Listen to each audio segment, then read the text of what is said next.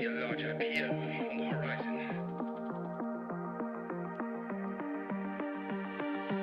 You're surrounded by journalists. Hold your position.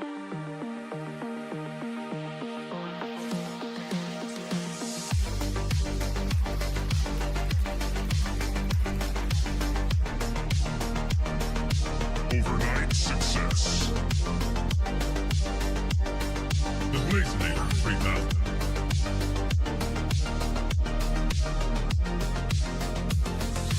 Double blades. Right.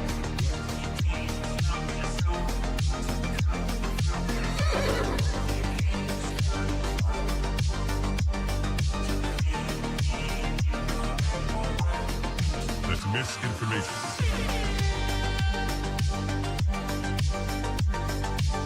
Marking clearing order inbound. That's just wrong. You're surrounded by journalists. Hold your position. Come, get up.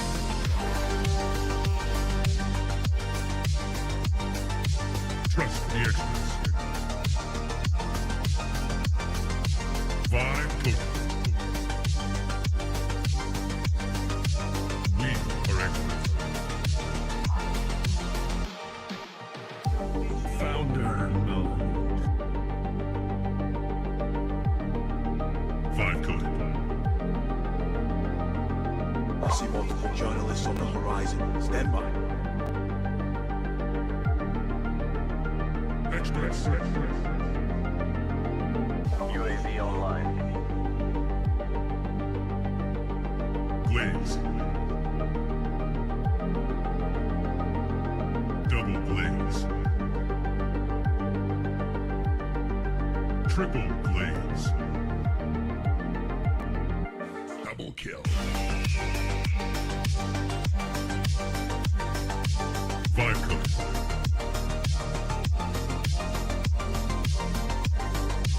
Wrong.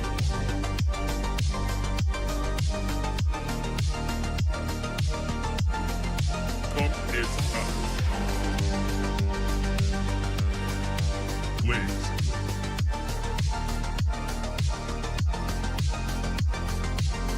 Team deathmatch.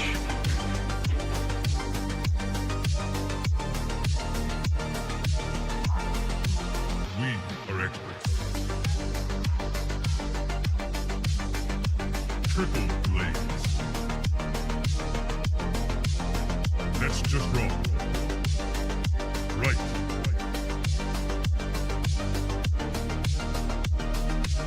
Marking clearing order inbound. Come, get up.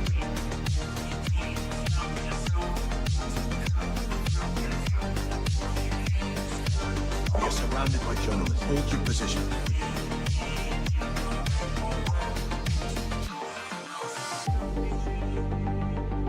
Strike one. Strike two.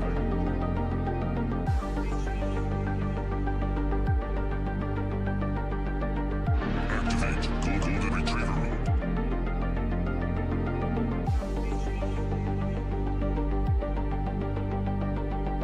Trust the experts. Marking clearing order inbound. Vibe coded.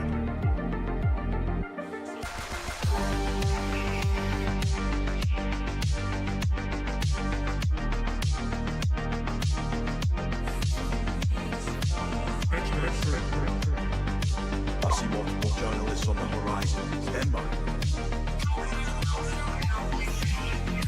Friendly IPL inbound. Triple glaze. Another one. You're watching TVPN! Today is Monday, June 29th, 2026. We're live from the TVPN Ultradome, the Temple of Technology, the Fortress of Finance. The capital of capital. I'll tell you about ramp.com. Time is money. Save both. Easy to use corporate cards, bill payments, accounting, and a whole lot more. All in All in one place. I'm going to adjust my IEMs.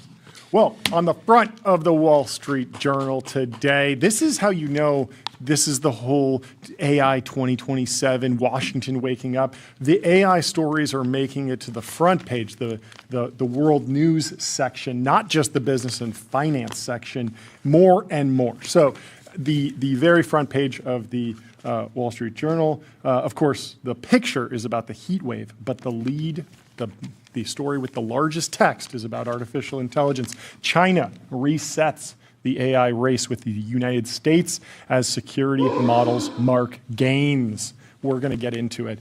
This is a fascinating debate because I thought that we'd have a conclusion to the open source AI debate by now.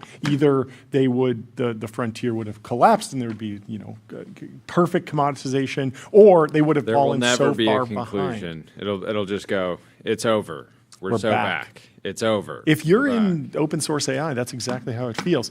Before we get into the story please. completely, Hill in the chat said, did you see the U.S. National Design Studio open sourced a privacy model? We did. And we got him coming on the show today in just 45 minutes. At 11:45. Ty are going to be talking about a first iteration on-device PII redaction model that is far smaller than existing models. It's actually tiny.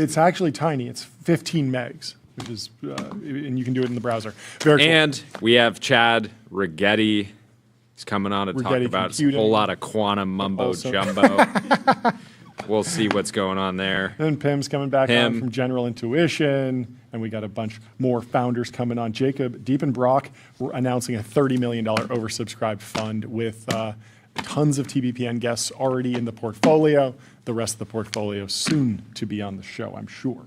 Anyway, open source AI. So the big story is centered around GLM 5.2 from Z.ai. It was officially released June 13th, so it's taken a couple weeks for it to really break through to the front page of the Wall Street Journal. But there's seen some strong performance on benchmarks, some positive reviews from developers. I have a whole review from Tyler we can go through in a little bit. But we're now entering another round of debates around open source AI.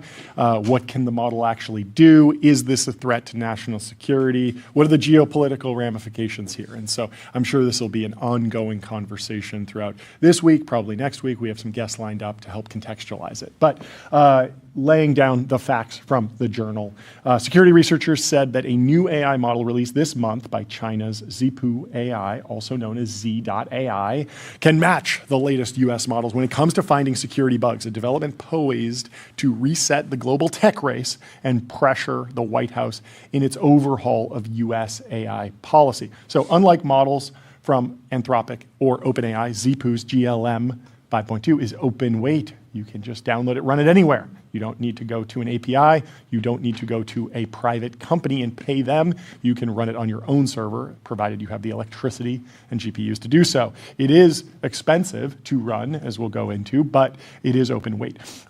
The Wall Street Journal says that means it can be downloaded and run on hardware operated by anybody and can be modified and used without supervision. Scary stuff.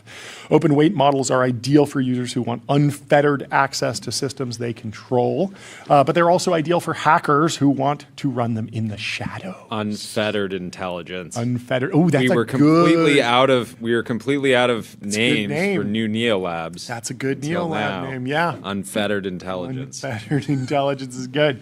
GLM 5.2 has ranked as one of the top 10 most used AI models, according to data from OpenRouter, a company that provides access to more than 400 AI models. And what a fantastic business. Alex Atala over there, absolutely cooking at OpenRouter. It's such an exciting way to plug into the AI race without actually needing to play the benchmark game so much. Be the front door. Anyway, in some benchmarking tests, according to cybersecurity company SemGrep, GLM 5.2 bested Anthropic's Claude Opus 4.8 model, which was released in May. When given further instructions, Opus 4.8 and GLM 5.2 can match Mythos in bug binding ability, according to researchers. So prior to this launch, and there's a chart that we should pull up here about overall AI capability. We can talk to Tyler about what this chart actually means. But there was this narrative brewing that open source AI was slowing down relative to the closed source frontier. And I saw a lot of American AI fans sort of cheer for this. Hey, we have the capital markets, we have the data centers, we have the researchers, and so we are able to push the frontier at a different rate. And if we're actually growing at a faster rate in America within the closed source labs, that will compound and there will be a stronger takeoff in the American closed source AI industry. Now this chart sort of goes back and forth and there's some debate over it. It's in the newsletter. You can go sign up at tbpn.com. While we're pulling that up, let me tell you about Codex. Codex is a powerful workspace for getting work done with AI agents. Whether you're writing code, analyzing data, creating content, or automating business workflows, Codex helps you move projects forward from start to finish. So this chart, which we can pull up, shows progress from GPT 4.0 to 0.1, 0.3 mini, 0.3, Opus 4, GPT 5, 5.2, Opus 4.6, GPT 5.4, GPT 5.5, showing a linear trend in this ELO, which is a blend. Says GLM 5.2 sounds too much like a gray market peptide to be taking. It actually does. It does sound a lot like that.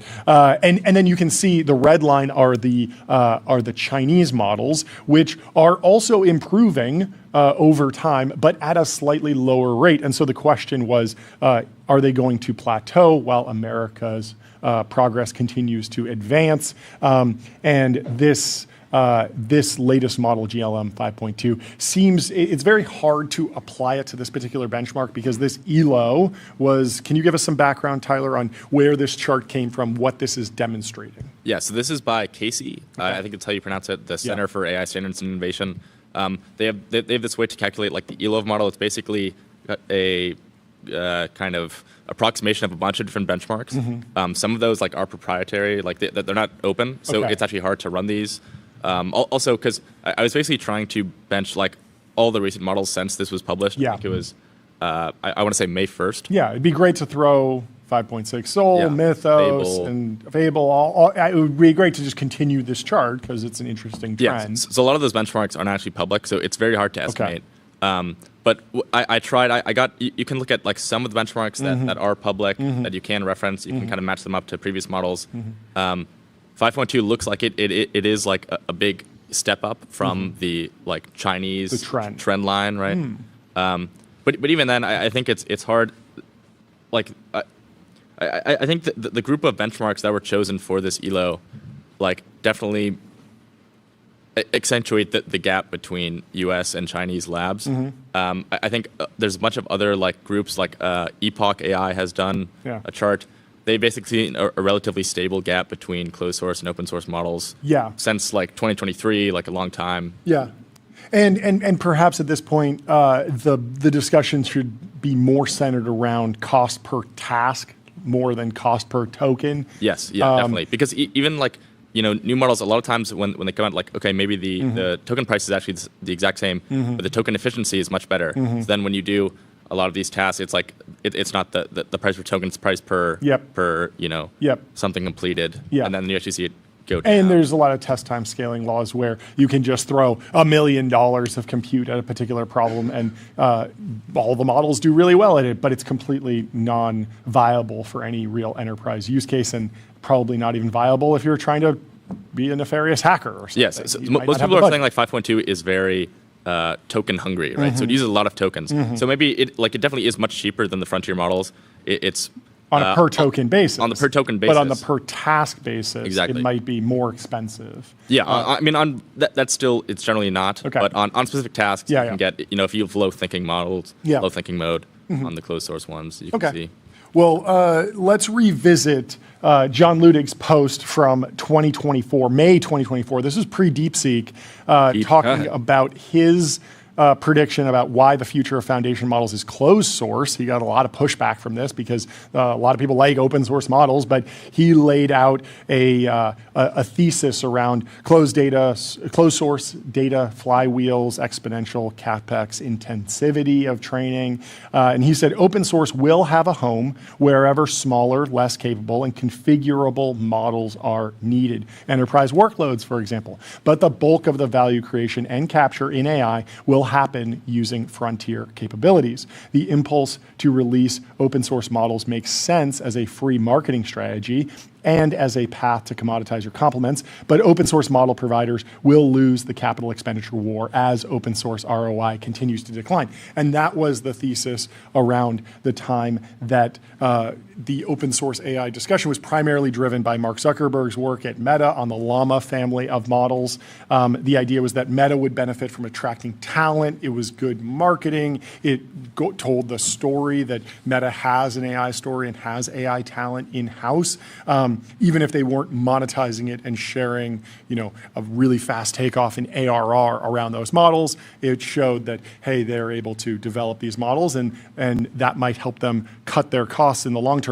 Very interesting that wound up being very different in 2026, looking at the news today, which we'll go into, about them spending a lot on Gemini. There's been reports about them spending a lot with other closed source frontier labs that they should have commoditized with their open source plans. But nonetheless, that was the idea with Meta. But then China sort of woke up and DeepSeek's launch at the start of 2025, and the game theory became way more complicated. So George Hotz sort of summed this up nicely. He has a take in AI Will Be Massively Deflationary, a post from just a few weeks ago, as to why China benefits from investing in open source more than American firms. He says, this explains why the Chinese are giving the much more moderate resources to train models away for free.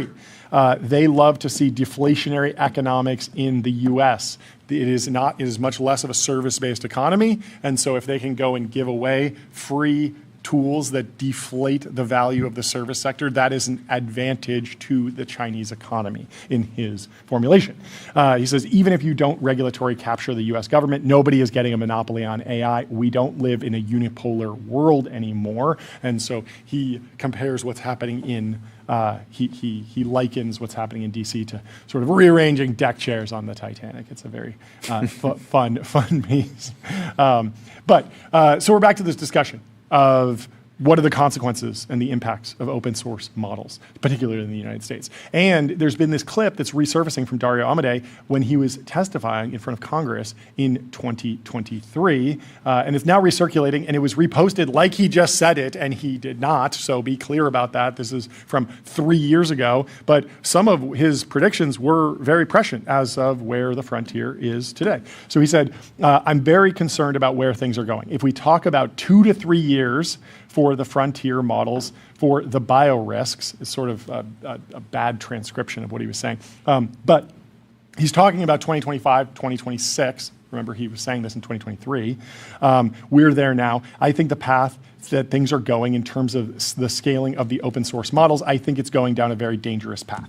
And again, if the path continues, I think we could get to a very dangerous place. So he was worried about cybersecurity and bio-risks being open sourced and then not having a counterweight to that. Now, the good news is that we've talked to the CEOs of cybersecurity firms like CrowdStrike and Palo Alto Networks, and they've been working with Mythos and GPT 5.5 Cyber for months now to harden systems from LLM-driven attacks. And so there's still this gap between closed source and open source models, and that gap allows white hat hackers to implement fixes before black hat hackers have a chance to exploit easy bugs. There still will be a bigger discussion here, though, in DC over the next few months as the frontier models roll out, and the gap doesn't appear to be widening at the moment, so security stances must adjust. It's not a closed source is falling behind, so it's never going to be an issue. There will be this gap, and how the American cybersecurity industry and eventually the biosecurity industry implements changes and fixes before open source catches up or commoditizes and makes that particular capability widely available is going to continue to be important. So let's go over to Tyler's quick review of GLM 5.2. Why don't you take me through your bullet points that we shared in the newsletter at tvpn.com, and you can tell us, like, what is the shape of this model? How are the reviews? Yeah, so I think so far, one of the main things is, like, people are saying it's distilled, right? This has been a big thing with a lot of these open source models, especially the Chinese ones. Oh, the only reason that they're good is because they're distilled. It's very hard to actually figure out how true this is. Mm-hmm. But people are, it certainly seems like there's some, I think aspects of Anthropic models. Didn't Anthropic openly accuse Alibaba of distilling? Yes, a number of these labs. Yeah, and there's also been a big professionalization of the gray market where a whole bunch of different sort of individual groups will connect a whole bunch of different entities and user accounts and subscriptions and APIs to then create a front end to like the model that can be served at a very high rate through a VPN, most likely. What's interesting is that you'd think that if you were going to do a training run, you would just find and replace on the other lab's name before you hit run. Is that not something people can do? I don't understand. Yeah, I mean, it also depends on what you're actually, like, maybe you're not directly distilling on the API, but, you're training on, public GitHub, repos, and those were all used, those were all, made with closed source models. Then you're kind of like distilling, but it's not really like, is this really count as distilling? I don't know. Yeah. But so if you are like, if you're convinced that these are like super distilled, the only reason that they're good is because they're just, basically taking the closed sourced like labs. There's also this weird thing with distilling where as more and more of the public internet and GitHub broadly and open source repos become LLM outputs, if you train on that, you are in some ways distilling because an LLM has a quirk, like it's not this, it's that in text, and you wind up training on a whole bunch of Amazon Kindle books, you're going to wind up learning it's not this, it's that. And the same thing applies for different code conventions in open source repos that have effectively been completely been rewritten by closed source models. Yeah, and so I think it's safe to say that like we've generally seen that distilled models generally will generalize worse, right? So you'll see really good benchmark scores. Maybe they're benchmarks, maybe they're not. But even if they're not like directly benchmarks, you still find that they generally they're kind of accidentally benchmarking. Yeah. So you should always. So I think initially you should just be a little bit suspicious of these super high benchmark scores. But they lack that big model je ne sais quoi. Yeah, and this is like anecdotally reinforced. A bunch of people have been saying, for coding, these models are really great. GLM, it's a very good model. For creative writing or something like this, where you'd imagine it's a bit harder to kind of benchmark this. They'll perform a bit worse. Yeah. I wonder, hey, have people been testing it with the like Tiananmen Square bench? Like, does it reject that stuff? Or because it felt like that was something that was like widely misunderstood by American audiences. That in fact that might not be the biggest deal for the CCP anymore. Yeah. Also, I think even if that's true, like the model is open source, you can kind of just fine tune it to like not do that. And maybe it's a bit harder than that, but I think you can kind of get around like that kind of stuff. Okay.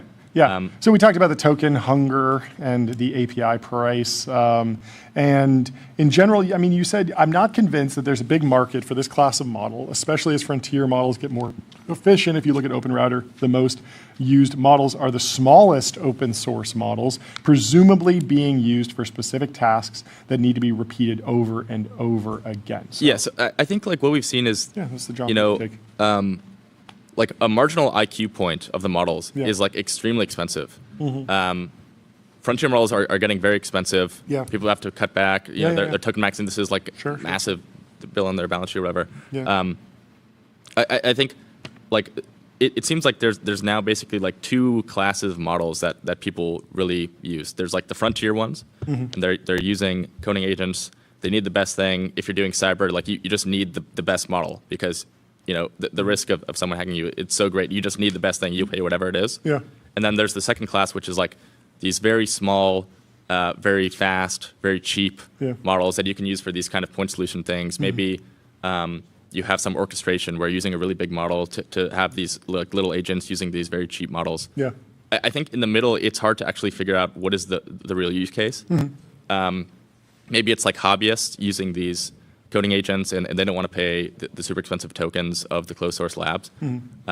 But generally, and you see this on OpenRouter, where like what are the top models by token like usage? It's these very small models. It's like DeepSeek Flash. Yeah, because you're just spamming them for like, every receipt that goes into Ramp gets processed by an LLM at this point. Does it need to be a frontier model telling me that I spent $10 on a coffee? No. It can just do standard OCR. That'd be my preference. Yeah, you want super intelligence overseeing your expenses, most likely.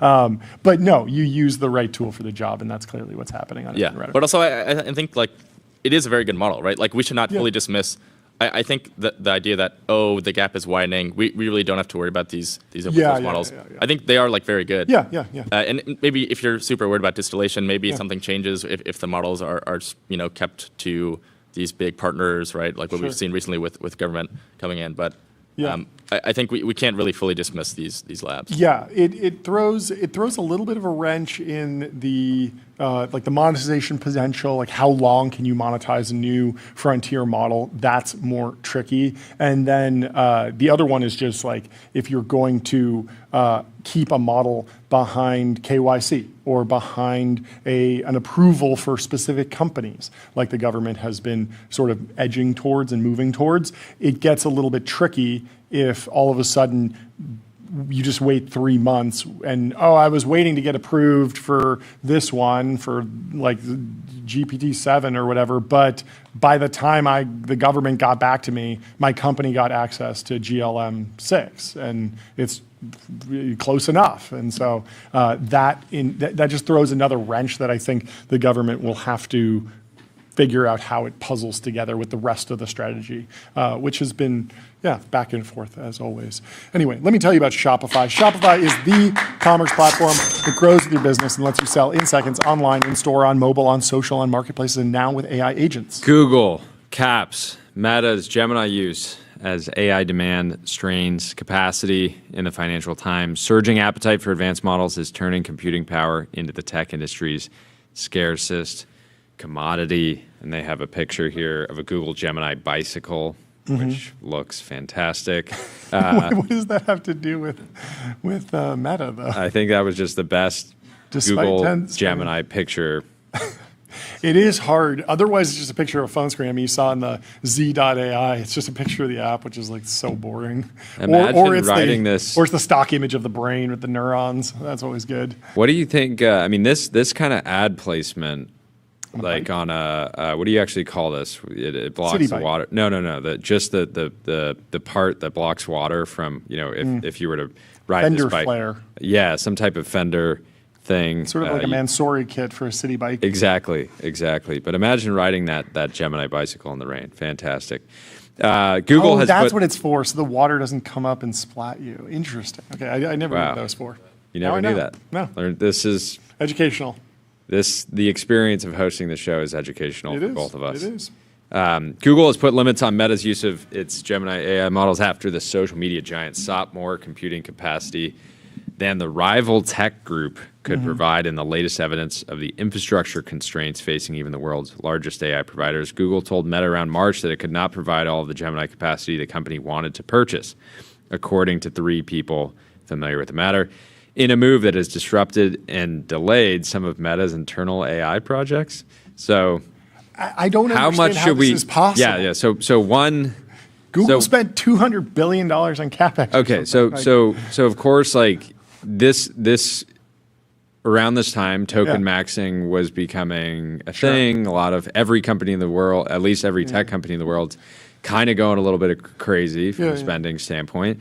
And so, I could see Meta going and like wanting to basically buy a bunch of capacity and then being told like, hey, we can't fulfill that. Yeah. But I'm wondering how much more we should read it. Like, is it worth reading? I mean, it sounds extremely bullish for Google. Like, if they're capacity, and this tracks with what they talk about on earnings calls. Yeah, Google Cloud, but acceleration. You do have to wonder, like, could distillation be part of this story? Could that be a factor here? I have no idea. I don't know. Zero Hedge said Meta puts limits on Claude and Codex, fearing distillation, the information. But so this story is different. That's different. This is Meta telling its own employees, don't use Claude and Codex in certain parts of our business because we don't want to accidentally do distillation. Is what Meta is saying. So that's different. Okay. I was wondering, like, is Google thinking like, whoa, that's a lot of cool it, owing to the restrictions which remain in place, as well as a broader push to streamline AI costs, Meta has encouraged staff to be more efficient with AI tokens. Several other Google clients have been affected by the restrictions, although to a lesser extent. Meta has been particularly impacted because of its exceptionally high demand for Google's models. Interesting. Very interesting. I would love to see a pie chart like breaking down what all the different ways they're using Gemini in their business, because Google has not broken out Gemini revenue. No. At all to date. So we have no idea what percentage of their AI revenue is like actually spent on Gemini versus other models. And like the Gemini tokens broadly go into AI search overviews. So that's a search product, probably insane token demand there, right? You've seen the chart of like they're in the quintillion or quadrillion tokens category. And then you have YouTube now has Gemini plugged in, and you can chat with any video and transcribe it. That's got to be incredibly token heavy. And then you have Gemini app users and free users and paid users. So there's got to be a lot of just Gemini internal usage, but it's remarkable. Yeah, I would love to see that Meta pie chart because I thought that they were spending a ton with Anthropic. I thought they were spending a ton with Google, but I also assumed that they would be running a bunch of Llama workloads and a bunch of Muse Spark workloads, because those models have performed well at various points in time. And if you go into the Meta app, you now have access to Muse Spark. And if you go into Instagram and you search for something, it populates it with a Llama, like Llama 4 result. And so I would imagine that even though that product is not broken through like crazy, I would imagine that it's still generating a lot of tokens just because of the scale of Instagram. Like Instagram has 1 billion, 2 billion users, something like that. It's huge. And so even if it's people sort of accidentally winding up in an LLM-powered workflow, it probably is generating a lot of tokens just because of the scale of that system. On the topic of Meta, Meta shared this morning What'd they do? A new milestone. It is a mind reader. Mind reader. Non-invasive brain-to-text decoder research, Brain to QWERTY v2, building on V1, which was published today in Nature. Brain to QWERTY v2 is the highest performing end-to-end pipeline capable of real-time sentence decoding from raw brain signals. It advances beyond character-level performance to decoding words and semantics, enabling accuracy for overall communication. So if you thought, Instagram was listening to you, It's gonna if you thought it was listening to your, conversations, now you can have a, new conspiracy at home, which is that they might be just listening to your thoughts. Do you know the device? They say this is a non-invasive device. I just shared an image of this device, and I want you to tell me, do you consider this non-invasive or invasive? Look at this image of the magnetoencephalography device. No, you got to go high. You need to scroll up a little bit, because you can't even see the whole thing here. Scroll up. It's not invasive. Because it looks like the device could actually potentially carry on for like a whole half a football It really field. does seem like it's just put yourself in this room-sized device. No, of course this will shrink down. I'm giving him credit here. Non-invasive? Non-invasive. Okay. As long as You're putting this thing on? You're daily driving this thing? I don't know if I'm ready to daily it. I don't know if I'm ready to daily it. Yeah. This will be a cool demo. Yeah. Like this will actually, when you can just walk in, sit down in a chair, and see your thoughts on a screen. No, we were debating it earlier. My buddy Rob Tave's been on the show twice. Dropped 5 predictions in Forbes recently. We can go through them at some point. He's going to come on the show. But 4 of the 5 were very, very reasonable. Anthropic's going to be bigger, and TSMC is going to face more competition. And then he predicts that in 2030, telepathy will be commonplace, which is a very aggressive prediction in my estimation. It's certainly not like a straight trend line, since TSMC has competitors right now. The prediction is just that there will be more competition. But truthfully, telepathy is not really existent outside of like a few demos like this. It's not really something where it's like, oh yeah, like 5% of people have the Meta Ray-Bans that take pictures. So like face cameras are going to be bigger in 5 years. And it's actually only 3.5 years until 2030, which is sort of crazy to say, but we are getting quickly to the future, Never sell your company. Should you ever sell your company? David Senner says, no. He says the best founders in the world would never sell their company. You could never acquire Elon, Bezos, Zuck, Jobs, Ellison, Jensen, Dell, Page, and Brin. Scott Wu has turned down billions and keeps saying no. This is a great clip. Went super viral. I don't know. Did I lose internet or something? I don't know. Anyway. Tyler's app is in shambles. I don't know about that. But there's some debate over this because Elon... That's not my app. Elon, yeah, this is just X. Elon did sell 2 companies. He sold Zip2, and he also sold PayPal. And then Jobs sold Next back to Apple. Does that count? I don't know. He did sell Pixar to Disney. That sort of counts. And I mean, Elon never sells his company. He just sold XAI to himself, but I guess that doesn't count. But yes, it is a funny thing. Didn't Mark Anderson push back on this? Do you know the backstory here from Sasha? I don't know. Tyler looked it up. Apparently, there's a Business Insider report from the time that this happened in 2007, how Terry Semel fumbled Yahoo's Facebook deal. How much is Facebook worth? 5 billion, 10 billion, 15 billion, whatever the number. It's probably a lot more than the 1 billion that Yahoo could have bought it for a year ago.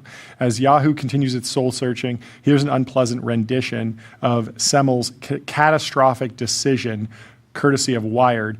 When Yahoo came calling with a bid of $1 billion in cash, the pressure became too much.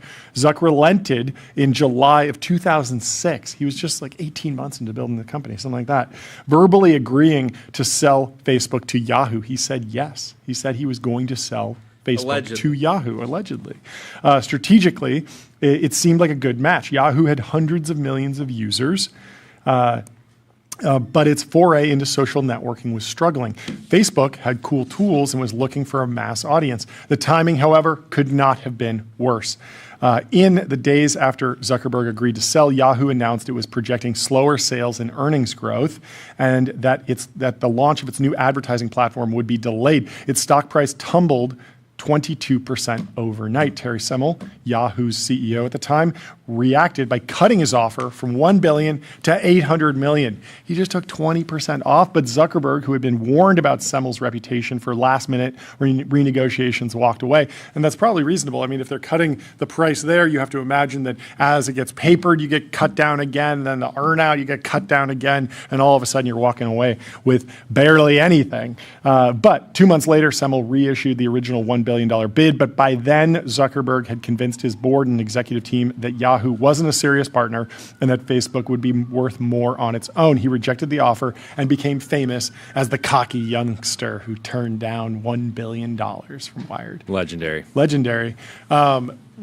It's so interesting to imagine the road not traveled there, because the dynamic, the way Facebook is built with the as a social network, like, could it have been successful under Yahoo's stewardship, or would it have been less exciting, attract less talent, ultimately been disrupted? And would they have had the capital and the guts to go and buy WhatsApp and then also buy Instagram, to actually maintain the dominant position in social networking? What do you think? I think Yahoo should make another offer. Mm-hmm. We were hanging out with Jim, CEO, last week, dear friend of ours. Yep. And I would like to see Yahoo make another bid. Hey, Meta's trading down, just keeps going. If it continues at this trend, goes down to 99.99%, might be able to pick it up. Continues at this trend. Anyway, let me tell you about MongoDB. What's the only thing faster than the AI market? Your business on MongoDB. Don't just build AI. Own the data platform that powers it. Moving on. What else is in the news? Chip makers are profiting off AI at the expense of just about everyone else. This is on the cover of the Business and Finance section today.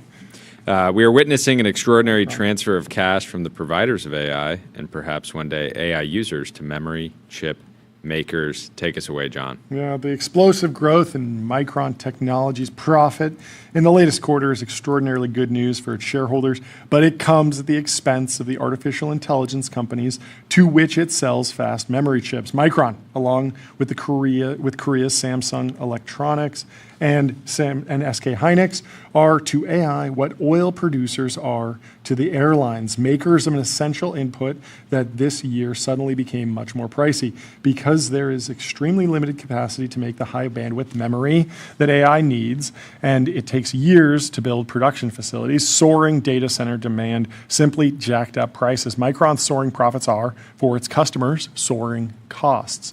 We are witnessing an enormous transfer of cash, they said. Profit shift of this scale are rare events, and investors should be paying attention to where the money's coming from, where it's being spent, and how long it will keep flowing. In the quarter ended May 28th, Micron increased prices for DRAM chips more than 60% on the previous 3 months, while increasing shipments by a low single-digit percentage. It said last week prices for NAND flash memory, also used in data centers, jumped more than 80%. Usually memory doesn't matter that much, but for Micron, customers paid $18 billion more, and that was just in the quarter. Prices quadrupled in a year, and it's hurting outside AI too. Apple last week raised prices for MacBooks more than 15%, closer to home for me. The memory I bought on Amazon.com a year ago to build a super quiet computer, I hate fan noise, good color commentary here, has tripled in price and now costs more than the CPU. For an industry in which prices usually drop every year, it's a huge turnaround in consumer electronics. Passing on higher prices helps limit demand for chips, just as higher oil prices reduce consumption. But the AI companies aren't passing on higher prices because they are able to throw money at supply problems. The problem in AI is that the end users aren't covering the cost of the service, with big losses being recorded by AI model producers. Everything is still priced to bring in new customers, yet not yet to make money. So higher input costs create a nasty problem. Either losses will either be bigger or higher prices will be needed, putting off potential customers. And you can see the price of Micron's stock price has been through the roof as the company joins the $1 trillion club and becomes the first $1 trillion company headquartered in Boise, Idaho. And Idaho got a $1 trillion company before New York, I believe, and also before Florida and Austin, maybe something like that. It's Crazy. Rare. It's rare. Crazy, Mostly on the West Coast. Anyway, there's a whole bunch of bull cases for Micron. Still, the stock could double from here, says Barron's. I love Adam Levine and Barron's sharing the bull case. We can. Tyler, how many $1 trillion companies are there in Europe? Out of curiosity. I'm gonna go with 0. That's true. That is true. You are correct. The other ASML could get there. Maybe. Sitting at around 700. Wait, what about Eli Lilly? Or no, Novo. Novo was $1 trillion, right? Or did it ever touch $1 trillion? I don't think so, right? It was real close. It's a humble 165 billion. Brutal. Wait, but what did it peak at? You're thinking of Eli Lilly. Eli Lilly hit $1 trillion. Yeah, rough. Very, very rough. Comcast is planning to split up the company. Competition is escalating. Eli Lilly, the Indiana company, Ooh. John. Is it from Indiana? Indiana. Okay. Former Indiana startup. Okay. I like it. NBC, Universal, and Sky will separate the company's connectivity business from its film, theme park, and streaming operations. Oh, yeah. Universal Studios. Comcast is up on the news. Comcast plans to separate its media and connectivity businesses. Who's building the Anduril of theme parks? It does seem like a... Could there not be an opportunity to create a net new theme park business with a modern technology stack? It's very expensive. Everything needs to be...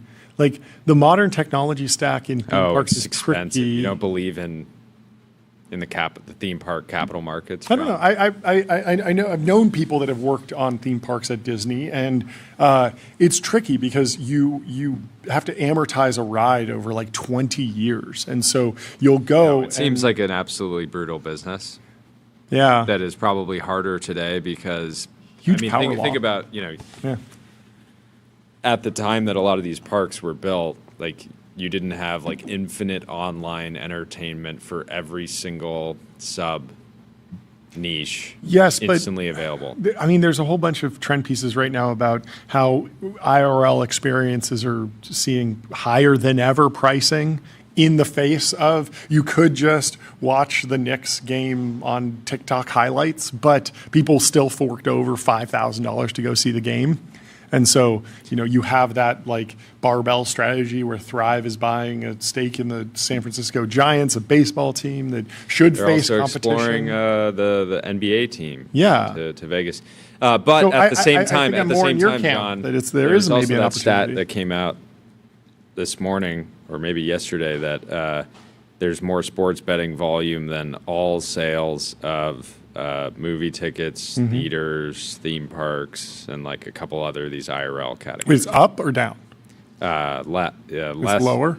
less. Like, Huh. and the stat was like volume. Yeah. And so it's not exactly like a proxy for like revenue, Mm-hmm. but still meaningful. Theme park, vertically integrated, Tweety Bird tattoos. Tweety Bird tattoo parlor right on site. This is a like big it. thing. I like it. When you're at Six Flags. No, I don't. I like it. Six Flags never really got the same like cultural power that Disneyland did. There's something about the flywheel that Walt Disney laid out that does seem very, very important. It works. And so how do you start that? It's not just, tech-enabled theme park. That's not going to draw people in. You need to have like IP around it. Brain rot theme park. There's something about, I mean, we've read stories about like the Disneyland fan that saves up every year and spends so much money at the park, and I think that's probably the lifeblood of that business. And that doesn't happen without building a whole cinematic universe around every single ride, and that just takes so much time. And you can't like this goes back to the question of like Netflix is enduring IP. Like they haven't been able to like, even though it's been 20 years of like, I mean, I don't know when they started producing their own content, but it's been 20 years for that business at least, and they haven't really developed like their own franchise that lives in the same world as Batman. Well, I'd push back and say that Narcos. Narcos? You want to go to the Narcos theme park? I was talking about this with somebody once, talking about like HBO, like why don't they have a theme park? And he was like, what are you going to do? Take your kids to a brothel in Game of Thrones land? Like, no, it doesn't make any sense. Like anything, like it needs to be uniquely general audience. Like you can't have R-rated. You can't have a content backbone that's R-rated because theme parks will always attract families and kids, and so anyone you can't have any theme park that's built around an R-rated like IP library, and so that just narrows it down even further. Anyway. Well, all of America's basically turned into a theme park for European soccer fans. Oh yeah. In the journal, European soccer fans marvel at the splendor of America's suburbs. I've been You've getting been having- so you've been- many of these reels served to me. Dutch Pasadena. fans in Missouri see a nation that is risky and expensive, but vast and bountiful. Everything is 3 times the size. Let's go. You've been seeing some of these people in real life, right? I don't know if I've seen any of them. I did go out to lunch like a week ago, and it seemed crowded, but I was unclear if that was just local residents going out to watch the games or actual tourists coming to town to watch Gabe the games. in the X chat. I think Ferrari has a roller coaster in the Middle East. No They way. do. They have a whole Ferrari theme park That in Abu works, Dhabi. because that's not R-rated. You can Family totally take friendly. your kids to Family the Ferrari friendly. theme park. Yeah, I was. I was in Abu Dhabi and I was driving by it and I was like, I was just thinking of like if you wanted to spend a day, getting the Ferrari experience, like you could just go to the track, or you could just rent a Ferrari. So I don't know. Yeah, but you don't need to go to Six Flags to get the Batman experience. You can just go Become out in the middle the of the Dark night and arrest a criminal. Just become a vigilante. I saw another report that apparently there's like an individual who's being like the Batman of Mexico. Do you guys see this? This is very funny. So the guy went out and found criminals. Developers says, Yas Island. They literally named an island Yas. Weird. No. Okay. I don't know. Anyway. Dutch soccer fans are having fun visiting America. Frank Everink, he hadn't even heard of Kansas City, but when the Dutch soccer fanatic saw his team would be playing along the border of Missouri and Kansas, he made a detour in his worldwide road trip. Everink got in his camper van and drove south from Toronto, making stops in Detroit, Chicago, and Indianapolis. Along the way, he and other European fans who flocked to Kansas City for the World Cup beheld the fruits of the American economy from a vantage point few foreign tourists typically see. Suburban superstores, hulking plates of food, quiet streets. He marveled at the sprawling houses and a contrast from the tightly packed homes of the Netherlands. I did notice this when we were in France. The food portions were way too small for me. It was brutal. It's spacious, he said. You go here for your shopping and there for your dentist. People are so rich here. I think that's why they can be so nice. What an ultimate white pill in America. In America, everyone's like, we're so divided and everyone hates each other and it's terrible and the economy's about to fall apart. And then one European tourist comes like, this everyone is is so paradise. nice. Something about the grass. The grass is always greener, right? The grass is always greener on whatever side I'm on. That's what I like to say. The throngs of Dutch fans that flooded Kansas City and its suburbs this past week got a taste of day-to-day life in the United States, reigniting the long-running transatlantic debate. Who lives better, Americans or Europeans? The Europeans had plenty of thoughts on American culture. We are a bit shocked about the food you're eating, the Dutch national team superfan Sandra Tate said.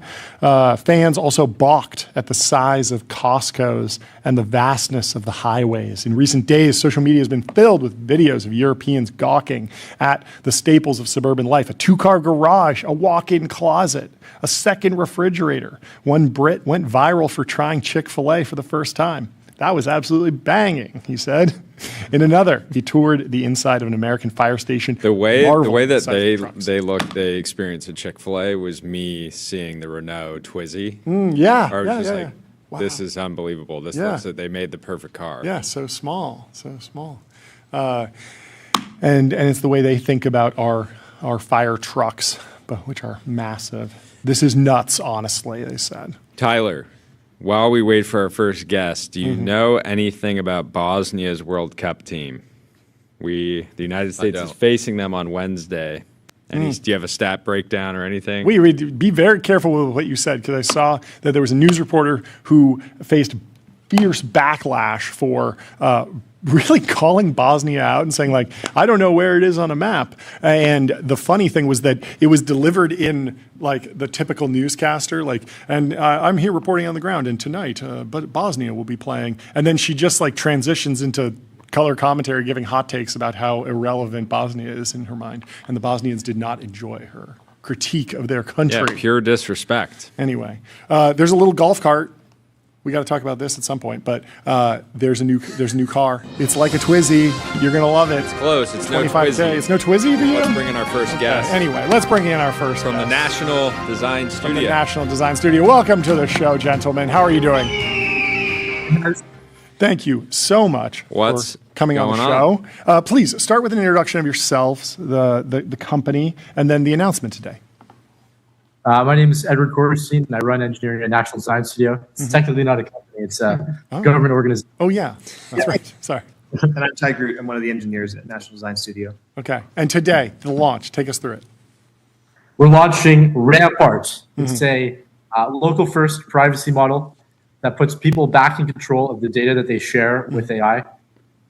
We were just like, kind of building a chatbot for fun. Yeah. And we were upset that none of the frontier models will actually fit in a browser. So you cannot do PII removal in the browser, which is, pretty damn important for a use case. You just have to trust that the server is actually removing the information and not lying to you. So we're like, okay, well, what if it was just all on device? Like personal data never had to leave your device. It was just, secure by default. Okay, so open source, the weights are on Hugging Face, runs in the browser, under 15 megs. A technical user could go right now, download the model from Hugging Face, vibe code their own Chrome plugin and have it be running however they want. But how do you see this actually rolling out? Do you want the government to implement this in various places? Do you want companies to? Is it sort of like open up the primordial soup of ideas and see where it goes, or do you have like a rollout strategy that you are advocating for? Well, the reason why we open source it is because we do want companies to use it, and we want people to use it, and we want people to make it better. So we want vibe-coded Chrome plugins. Sure. We want vibe-coded ChatGPT extensions, like whatever value is derived from the product. This is just like a total side quest for us. We just want to build software that's helpful for the American people. We've already launched a series of products then, like TrumpRx has got 15 million users. It's saved over $500 million in drug costs. And, wow. We rethought the UX there. So we're, basically across everything we're working on, we're just trying to find the first principles best approach for users. Yeah. And so this just came as a derivative of that. We're not ML, researchers or engineers. We're just like, we should just do this. But you to be created helpful. PII superintelligence. That's what people are saying online. Basically. It's like tiny intelligence. It's like it's by far the smallest model. Like the other ones are like at least 50 megabytes. This is 15. Yeah. So to what degree did you build on the shoulders of giants? Is this some pruned and distilled and fine-tuned open source model? Is this something where it was easier to just start from scratch but use architectures that are more prevalent and well-established? Like, how did you actually go about training this model? We tried 72 different base models. Whoa. And put them through a training set. We ended up on mini LM, so we definitely are standing on the shoulders of giants here. Yeah. Yeah. So we started taking a look at the OpenAI privacy filter that just got released recently. Yeah. We were trying to figure out, is there a way we can, just quantize it? Can we maybe remove some of the parameters? Like what can we do here to try to make use of like the state of the art model? And we tried a lot of things. We just could not get it to fit into, we want this to work on like legacy devices, on an old Android phone, for example, or an older iOS device, and it just would not get small enough and still make any intelligent sense to try to actually run it. So, yeah, we ended up essentially it's technically a fine tune, but we trained many LM and basically made it do exactly what we wanted to do. Can you help me understand use cases a little bit more? Because I feel like most of the time when I'm transmitting a document to a prescription website, RX, or a financial institution, the PII is like potentially the only important part. They're often sending me a blank form and asking me to put my PII in there. What is the inverse scenario where I want to redact my information, but I still need to transfer something? Because in most cases, that would just be the template or something in my estimation. Yeah, the flags are set at compile time, so you can decide, like, for our use case, it's really important that we have this data or that we don't have this data. And so we hand all the customization back to whoever wants to use the library. The model just says, this is a phone number, this is a name, this is a surname, et cetera, et cetera. And then ultimately, it's whatever you want to do with the model, you can just do it. Fundamentally, what we were looking at was there are a lot of cases where people will ask a question pertaining to a document of like, okay, for example, with the template, how do I fill out said template? Because the government is pretty bad with forms. There's like way too many forms. Yeah. Nobody knows all they mean. Like, you got to pay people to do your government forms. Yeah. So like that was the use case we had in mind. PII is like not super helpful for that. And it's also kind of like the breaking point. It's where the product will lose trust. So we're like, okay, 2 birds, 1 stone. Let's build this thing.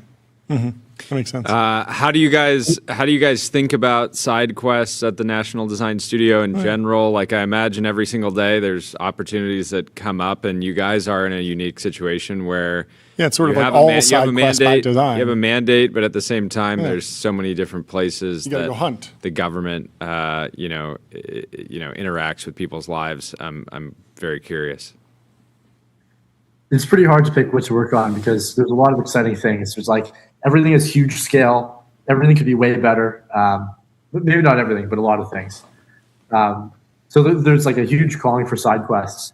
But we just try to keep everything in line with our vision, which is like we want to make the American digital experience better. And then we've kind of chosen a track to get there. And on the way we built this model and on the way we built Trumper X. But we're excited to see how it develops from here, and you'll be back on the show.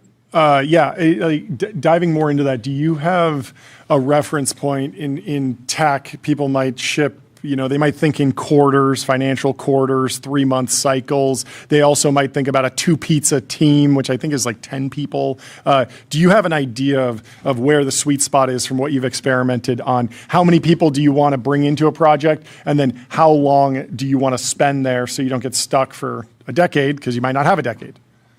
Yeah. I mean, there's definitely a lot of places to get stuck, because the visibility is super low on a lot of these projects, and you don't know how broken they are until you're really in it. Sure. So that being able to determine that in advance is definitely AGI level. Yeah. We've got a really great team. We're very fluid. We're constantly trading responsibilities back and forth. Someone might be better at doing one part of the tech stack than somebody else, but they're on a different project. We'll just borrow them for a day, or even for an hour. We share a lot of responsibility at the studio. This is also definitely the only place in the government where people work 7 days a week, consumed on Red Bulls. I think the ideal amount of people per project, if they work super hard, is 2. Really? One design person, one engineer. And they both have full scope, and then they're able to call on people as necessary. Yeah. The 2 with the caveat of you're calling in your coworkers to say, hey, can you take a look at this over my shoulder quite frequently. Yeah, that makes sense. What's your guys' pitch to talent that you might want to recruit into the National Design Studio? I imagine lots of people that would join could get a blank check from a venture fund, or could go work at some of the best companies. I think everyone that has joined, that's the case for them. Turned down that offer already, yes. Yeah. It's definitely more for people who are super mission oriented. Who the hell, what great engineer wants to come work in the government? The answer is typically nobody, unless it's like the IC, where there's really interesting problems to solve. So I think that we have a super golden opportunity. At least the way I evaluate problems, I try to see how big the problem is in terms of how many people will use it, the delta between what exists versus what our team can do, and how fast we can do it. When you look across those 3 matrices, it's like a home run place to work. So I think that is its own natural kind of calling card for the right kind of talent that we need for the studio. Mm-hmm. Awesome. Well, good luck, to work folks. out of the Micron complex too. It's also a huge benefit. It's pretty sick. Awesome. Where is that? Is that where you guys are right now? We're not there right now, but we're about to be there. Yeah. Cool. Awesome. Well, All right, thank you so much. Congratulations for coming on the show. on the Congratulations. launch. Very fun project. And we'll talk to you soon. Great to meet Have you guys. Have a good rest of the day. Goodbye. Thank you very much. Cheers. Let me tell you about CrowdStrike. Your business is AI. Their business is securing it. CrowdStrike secures AI and stops breaches. So Apple and Audi alumni just unveiled a $25,000 open-air electric neighborhood vehicle. It's called the Amble One, and it's a street-legal EV built for short local trips, no doors, fewer screens, modular design inspired by the 1960s lunar rover, goes 40 miles an hour with 60 miles of range, weighs under 1,000 pounds, takes 5 hours to charge. Rear seats fold flat for cargo, surfboards or gear. Built-in mounts let you add baskets, straps, mirrors, and cargo accessories. Already has 500 vehicles committed. I love it. You love it. I love it. I think it's great. I've Give been it a surprised. Geordie score. A Geordie score. Daily, weekend, the Doug score out of 100. What are you doing? So, I just went through this whole crazy search for basically this exact vehicle. Yeah. Didn't find it. Okay. I don't like the aesthetics of golf carts. Yep. I've driven a lot of golf carts Okay. in a commercial capacity. Okay. At a job in college. Yep. I've owned a golf cart. It's in my experience, it's impossible to feel cool while driving a golf cart. So I wanted something like a golf cart. Yep. That was more not I'm not golfing. Yep. So I wanted some little bit of utility, wanted to be fun, etc. I landed on a Can-Am HD11, a UTV. It's gas powered. It's It's quite fun, but the gas element is actually kind of annoying, even as a ICE defender. That is the internal combustion engine. Yeah. But I think this is I think this is fantastic, and I think that I think I saw somewhere that they're going to focus on more commercial opportunities. So going to hotels all over the world. That's and what saying, Justin says here. He says this little golf cart is going to be huge for hospitality, all electric, $25,000. How does that comp against if you're a business, and is it really going to move the needle on the customer experience to have this versus just a golf cart? Can you get a fleet of golf carts for a discount? What is a typical? Like a golf cart is going to come in at like 13. Okay, half price. Ish grand. So, I mean, and it depends. There's commercial golf carts. Maybe you get bulk deals, something like that. But no, I think this is going to be great. I think it's going to be a nice amenity on, I like the bucket on hotel the front. properties around the world. Ryan Dehaney says he thinks it'll be a hit in hospitality since Moke caps sales at 500 units a year. I did not know that. That's interesting. But I think this is going to be a hit. Myers Manx. I still much prefer the sort of aesthetics of the Myers Manx. You know, this sort of more like dune buggy style. They're coming out with an EV that I'm very excited about. But I think this is great. I'm excited to have more people building cars for recreation. Yeah. I talked to Riley Brennan, who is a GP over at Trucks VC. They just invest in like automotive startups. And so we're working to get the Amble team on the show ASAP, hopefully this week. Very fun. There's a good quote from Roger Ebert, the famous movie reviewer that we got to share. Oh, the team loves Roger Ebert from Siskel and Ebert back in the day. Anime Outsider says, I don't care what he thinks about video games. Roger Ebert had the ultimate red pill on nerd culture as a whole. This basically describes every fandom on Earth, and once you see it, you can never unsee it. He says, a lot of fans are basically fans of fandom itself. It's all about them. They have mastered the Star Wars or Star Trek universes or whatever, but their objects of veneration are useful mainly as a backdrop to their own devotion. Anyone who would camp out in a tent on the sidewalk for weeks in order to be first in line for a movie is more into camping on sidewalks than movies. Extreme fandom may serve as a security blanket for the socially inept who use its extreme structure as a substitute for social skills. If you are a Luke Skywalker and she is a Princess Leia, you already know what to say to each other, which is so much safer than having to ad-lib it. Your fanish obsession is your beard. If you know absolutely all the trivia about your cubby hole of pop culture, it saves you from having to know anything about anything else.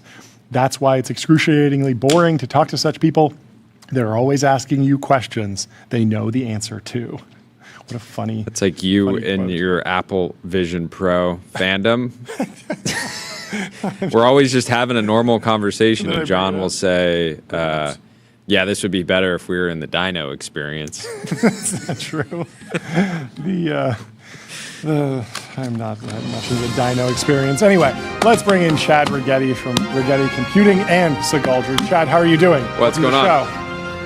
I'm doing great. How are you guys doing? We're doing fantastic. Doing great. Thank you so much for taking the time to come chat with us. I would love to start a little bit with your background and your journey. Of course, we're going to talk about the company today, but if you could give us a little bit of an overview of your journey in Silicon Valley, I think that might be informative. There's a lot to talk about there, and of course, it relates to what you're doing today. You bet. Yeah, great to be here, guys. I started, I got interested in quantum computing when I was a senior in college and did a PhD in this field, and spent about 3 years at IBM Research in the early days, helping build up the quantum computing team there, and then started my own company that was Rigetti Computing in 2014. I was introduced to Sam Altman, and he said, we had coffee, and he said, hey, well, you should do YC. And I said, well, what's YC? And and so he explained to me what Y Combinator was, and that was the first batch after Sam had taken over YC in 2014. And he brought in a bunch of hard tech companies into Y Combinator for the first time.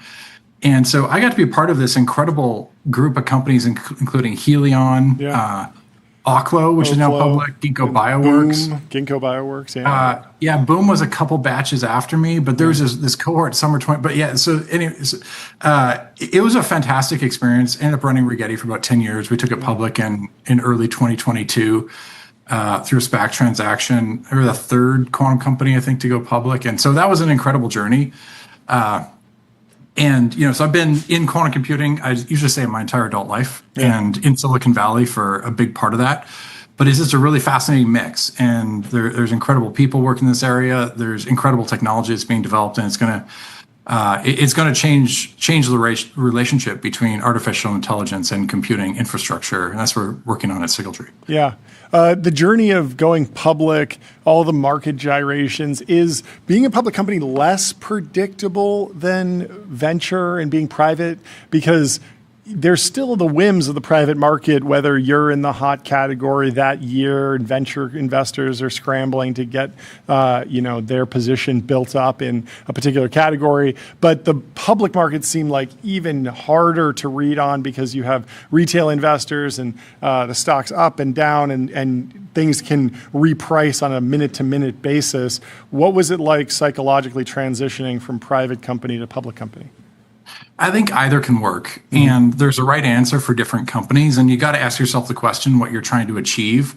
Is it liquidity for your early investors? Is it primarily a capital raising activity? Sure. Is it to provide, have liquidity for your early employees, for example, with some companies where you've got a 10-year exercise window for your options? And, zooming out and the Rigetti kind of taking public journey, that was a point in Silicon Valley when quantum computing was growing in commercial maturation and the technology was maturing. But a lot of the capital in the markets at that point had migrated, for deep tech companies particularly, just wasn't available in the private market. So when you look at 2020 to 2022, most of that capital was actually sitting, a lot of it was sitting in SPAC trusts on the public markets.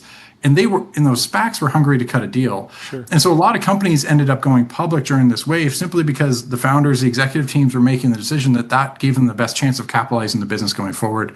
And I think there's a right answer for different things. And now in the past month or so, Quantinuum has gone public via IPO, a tremendous company that's made great progress. And so the quantum, the public markets for quantum computing have reached a point of maturity. There's analysts that deeply understand the technology that are writing about and covering different companies.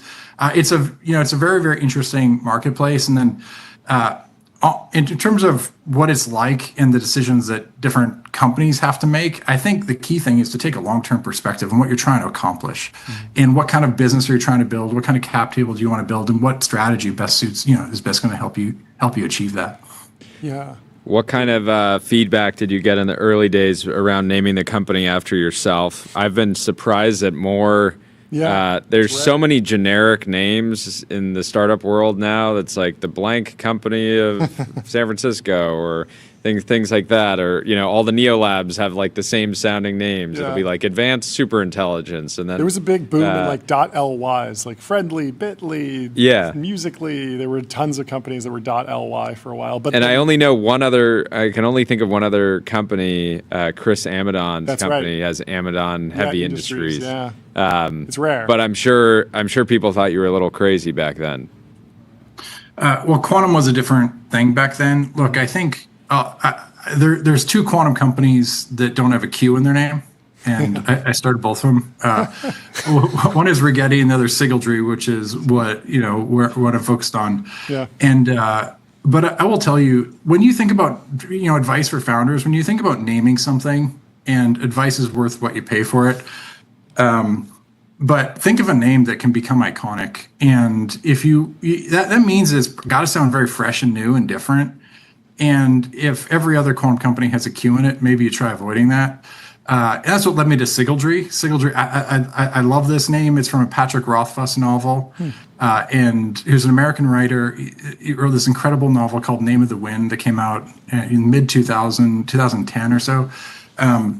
Anyway, so Sigildry is, we're building quantum accelerated AI servers for the data center to bring quantum technologies directly into the data center to act as a co-processor for the GPU or XPU pods that have become the unit of compute in AI infrastructure today.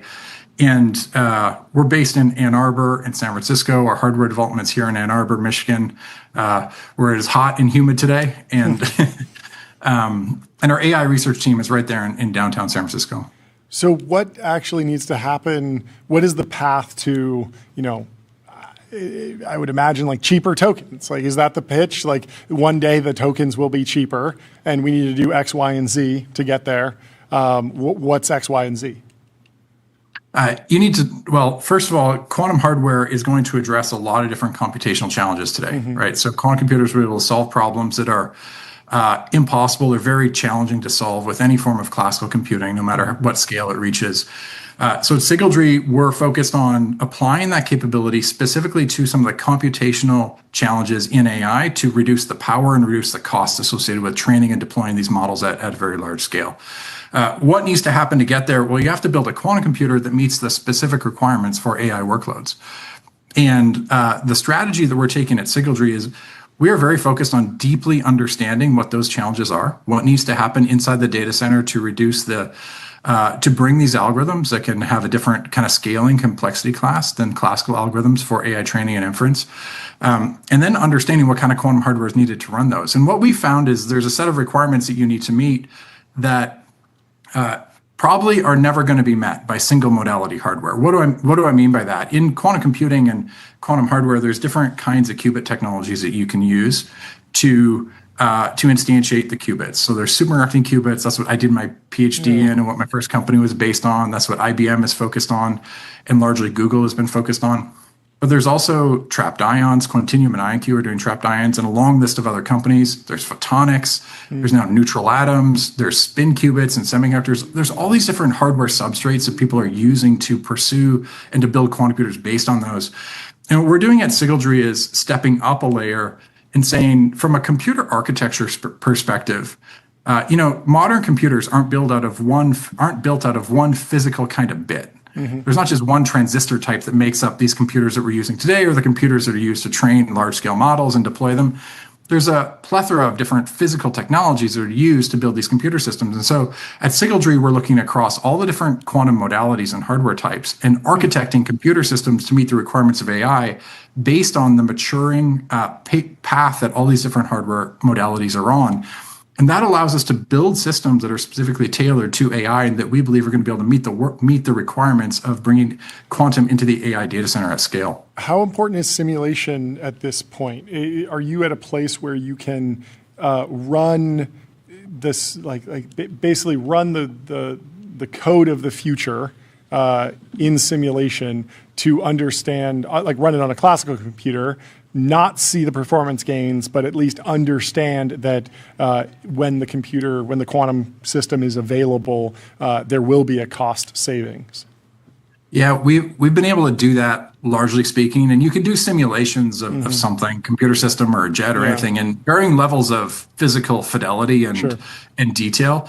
The simulation we've been able to do so far indicate that we expect a level of, several orders of magnitude potential speed up for key training tasks, right? Yeah. So this is not a factor of 2 or a factor of 5 increase that we're targeting with quantum acceleration inside the data center. Yeah. It's several orders of magnitude, when all the pieces come together.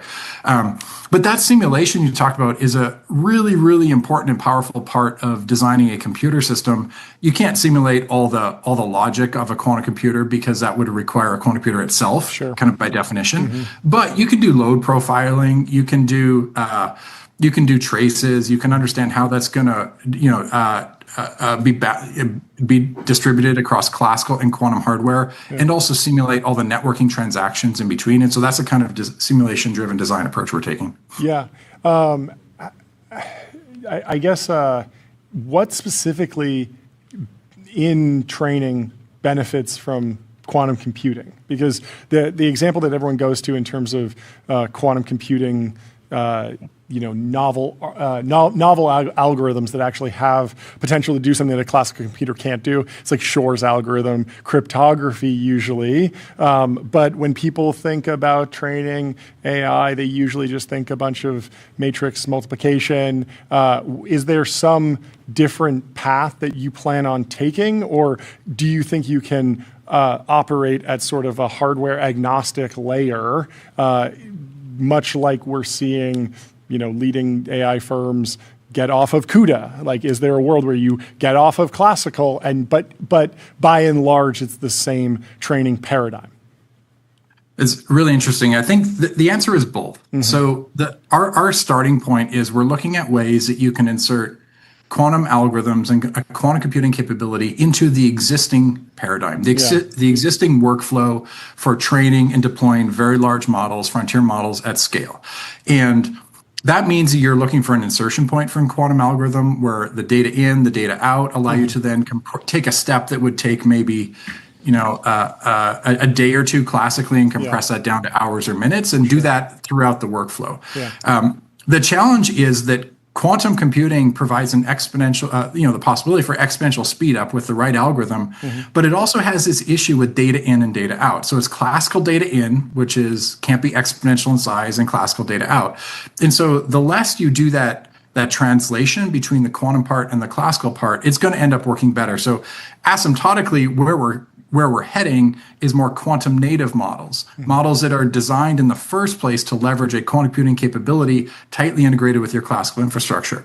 But where you're probably not going to see is fully quantum-based models that don't include a substantial amount of classical compute as well. Yeah. So this isn't going to replace all the AMD or NVIDIA infrastructure in the data center.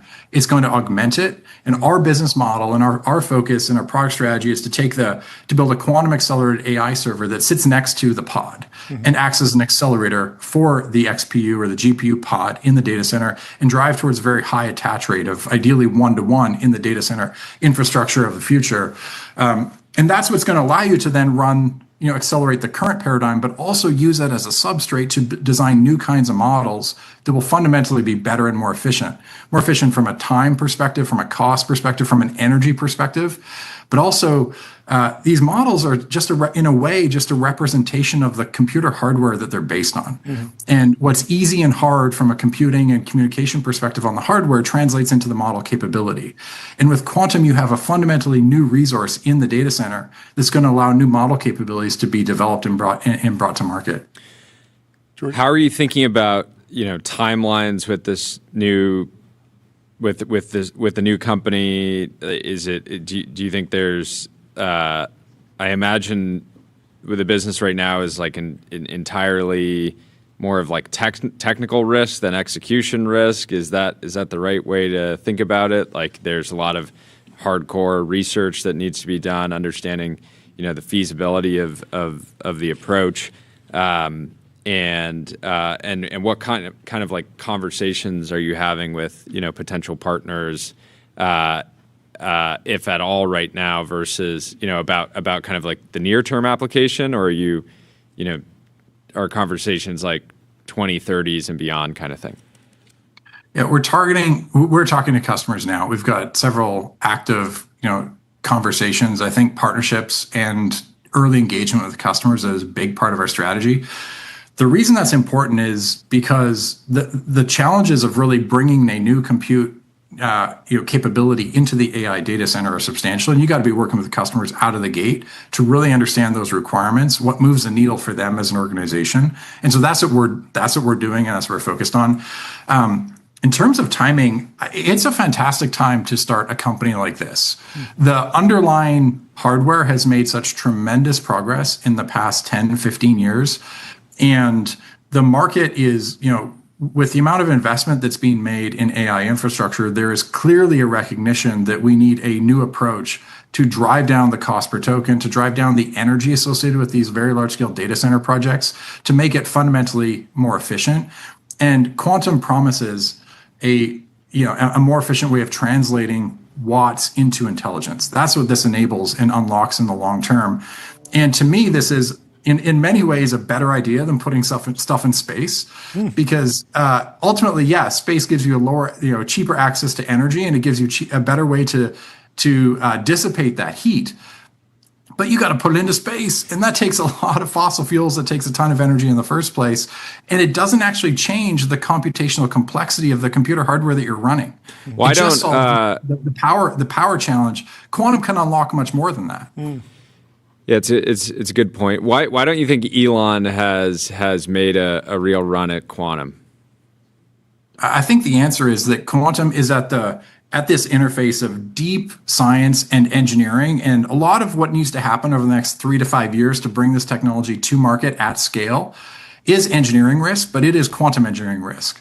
And it's not vanilla, it's not that it's easy, not that any of the purely classical stuff is easy. It's not vanilla rocket science. It's not vanilla rocket science, and it's not vanilla fab at scale, right? And so if you look at the leaders in quantum computing hardware, it's not necessarily the Intels of the world. Yeah. Incredible company that has propelled humanity forward for half a century, but they're not the leaders in quantum because quantum is a new form of engineering. And I wouldn't characterize it as science risk. I think for quantum, a lot of it that is behind us, even though there's tremendous work to be done. But there is a lot of quantum engineering risk, and that's an area where I think you need to see, companies that are quantum specific bring the technology forward. And at that point, I think that all the big AI labs are going to need to lean in with quantum. Yeah. When do you think there will be a flip around sentiment from around quantum? It feels right now like, at least in our corner of the internet, there's so much FUD around quantum, and obviously based on financials. Like So that's what I want to know though. Like, is there rewind 10 years? If somebody said AI, there was a very, very small percentage of people that were like incredibly excited about it, and deeply involved, and could see the trend line and could see that we would get to this point. I mean, Sam was talking about like people becoming best friends with a chatbot, I think in like 2015 or something like, or 2014. GPT-3 was like losing money. It wasn't like making revenue yet. Yeah, and that was even before that. Yeah, like, no, I know. Well before that.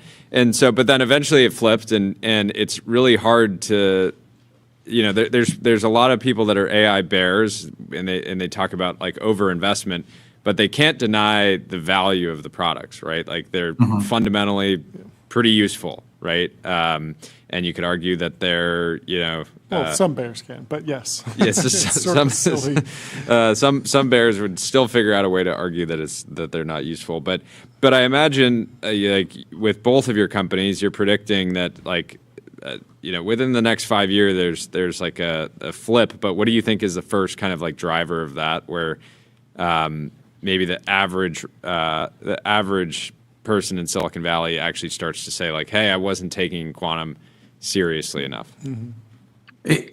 There's a few things that need to happen. I think the FUD is real because the companies that are succeeding and doing well in this space, you can't tell by looking at their financials. You can't put on your kind of growth investor hat and say, yeah, this is going to be a tremendous company, and look at the metrics. It doesn't work like that. You got to be able to analyze and look at these companies and value them based on their ability to buy down technical risk over time and the progress that they've made towards that.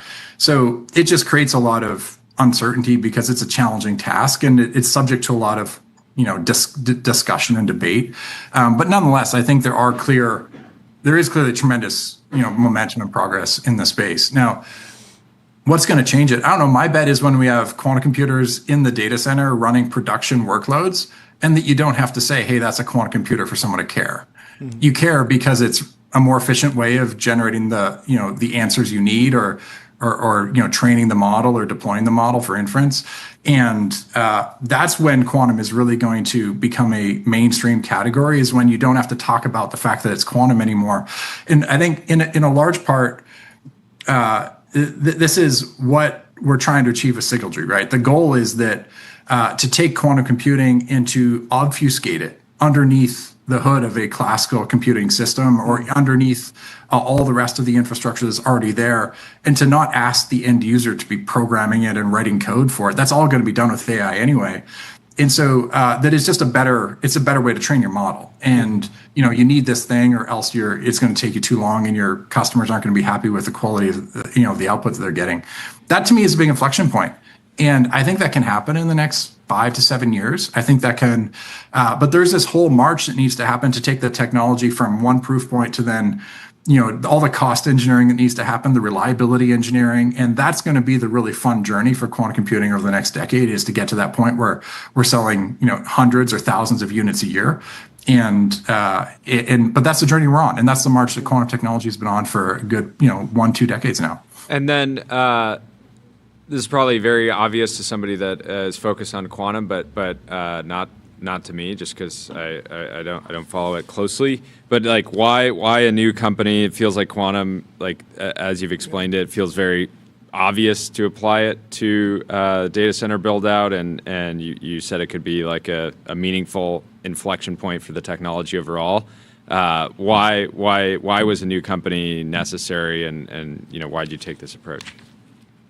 Well, at high level, I think all the different quantum hardware modalities have made tremendous progress, and the right way to build quantum computers for AI is multimodality.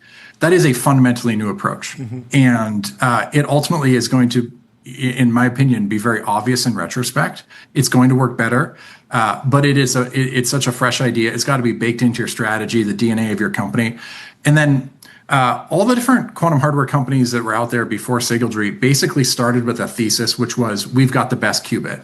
And so we're going to scale this qubit type up and see how far we can get by scaling it up. And that's why you have so much doctrine and like kind of organizational belief around a particular qubit choice. But in reality, customers are buying a computer. They're not buying the physical device or your qubit technology. And so at Sigildry, what we're doing is working backwards from the market application, from the AI workload as the use case, and using that to drive the specification of a system that can then be built from folding in whatever technologies are needed to meet those requirements. It's just such a totally different approach to quantum hardware. It's got to be a new company, and that's Sigildry Technologies. That's the approach that we're taking. And I think that is ultimately what's going to unlock this new this market application of AI. The other reason is, you said it's obvious, but it's actually not obvious at all to most people in quantum that quantum is going to be useful for AI. And in fact, it's not even a consensus view right now. Okay. And the reason for that is because quantum algorithms themselves are still in this phase of discovery and development. And obviously AI is going to help with that eventually as well, to an extent. But quantum, when you interview a set of leaders from across the quantum hardware industry, the median answer you're going to get for what the applications of quantum is going to be is, you're going to use it for quantum chemistry, you're going to use it for optimization problems, things like that. And applications to frontier AI is a new area that is just being developed now, because it requires a development and extension of what current algorithms can do, and then new algorithms altogether specifically for that. That's what we're tackling at Sigildry, is that kind of quantum AI native research lab, right? Or a frontier AI lab that's quantum native. And then we're doing that alongside developing our own quantum hardware. Well, thank you. Before we jump, I didn't get you mentioned kind of the history behind the name, but what is the significance of Sigildry in the novel that you mentioned? Oh. Well, you guys got to read the novel for one. It's absolutely incredible. And but the other thing is, Sigildry is basically a discipline in the book that is learned at university, and and it basically amounts to, you inscribe runes on a particular object, and by doing that, you can imbue that object with properties that it wouldn't otherwise have, or you can govern like heat and light flow and things like that.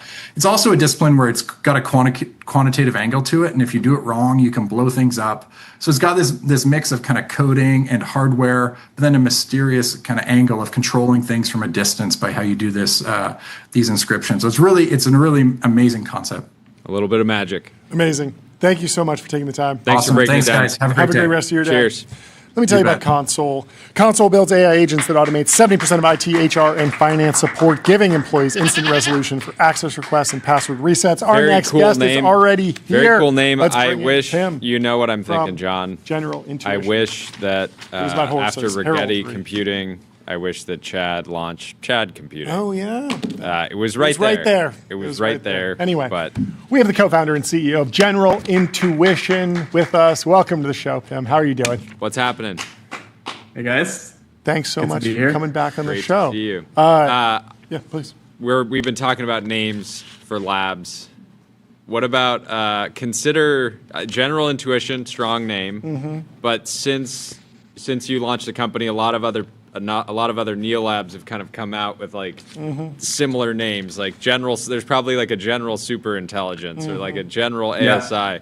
How about you rebrand to unfettered intelligence? That might be it. Or how about we just fund them all? Yeah, that too. Yeah, what is the plan to win? Do you see yourself as a neolab, and do you see is it as much of a knockout drag-out fight as it appears from the outside, or is your model more of a thousand flowers bloom? The plan is to just keep renaming. Oh, okay. Look, you have to have a claim to why you can win. I think otherwise none of this makes any sense. It's an incredibly competitive fight. There's lots of great contenders. The only reason why we have a shot is because we have a data set that nobody else has, which allows us to be as focused on workloads that include space and time as Anthropic was on their code environments on the way to the frontier. And so you need to have a very focused, dedicated path. Some of that can be for instance, having the best researchers or having the new ideas, but I think it also has to be supplemented with a product focus of a customer problem that is going to get solved because these types of model classes exist. Network effects, just like we saw in the consumer eras of the Facebooks and the Twitters and the Reddits, these things are true. They apply to LLMs as well. The fight for that space is going to be incredibly tough. And so you have to introduce something new. I don't believe in the just enter the LM space, which is why we're focused on actions in space and time. What's the actions in space and time. Let's talk about the data set. Catch everyone up to speed on, you broke it down for us the last time you were on, but it feels like it's been almost a year at this point. So what have you been working on? Talk about the data set, how you're building the data set, all that stuff. Yeah, look at it this way. As humans, the decision to talk or type is just a very, very small subset of the actions that we can actually take, right? We can choose to move our body. And so in order to create a sufficiently general intelligence to play 10,000 plus video games, the model has to be able to predict across the entire action space of human cognition when they're interacting with these environments, which is 2D environments, 3D environments, interfaces, long horizon tasks, short horizon tasks. And so in order to do that, it has to be a sufficiently general intelligence in order to learn how to correctly predict actions. And therefore, the type of model you get out is not going to taste like an LM. It's going to be like comparing coffee to water. This model is going to be incredibly good at navigating unforeseen environments. It's going to be incredibly good at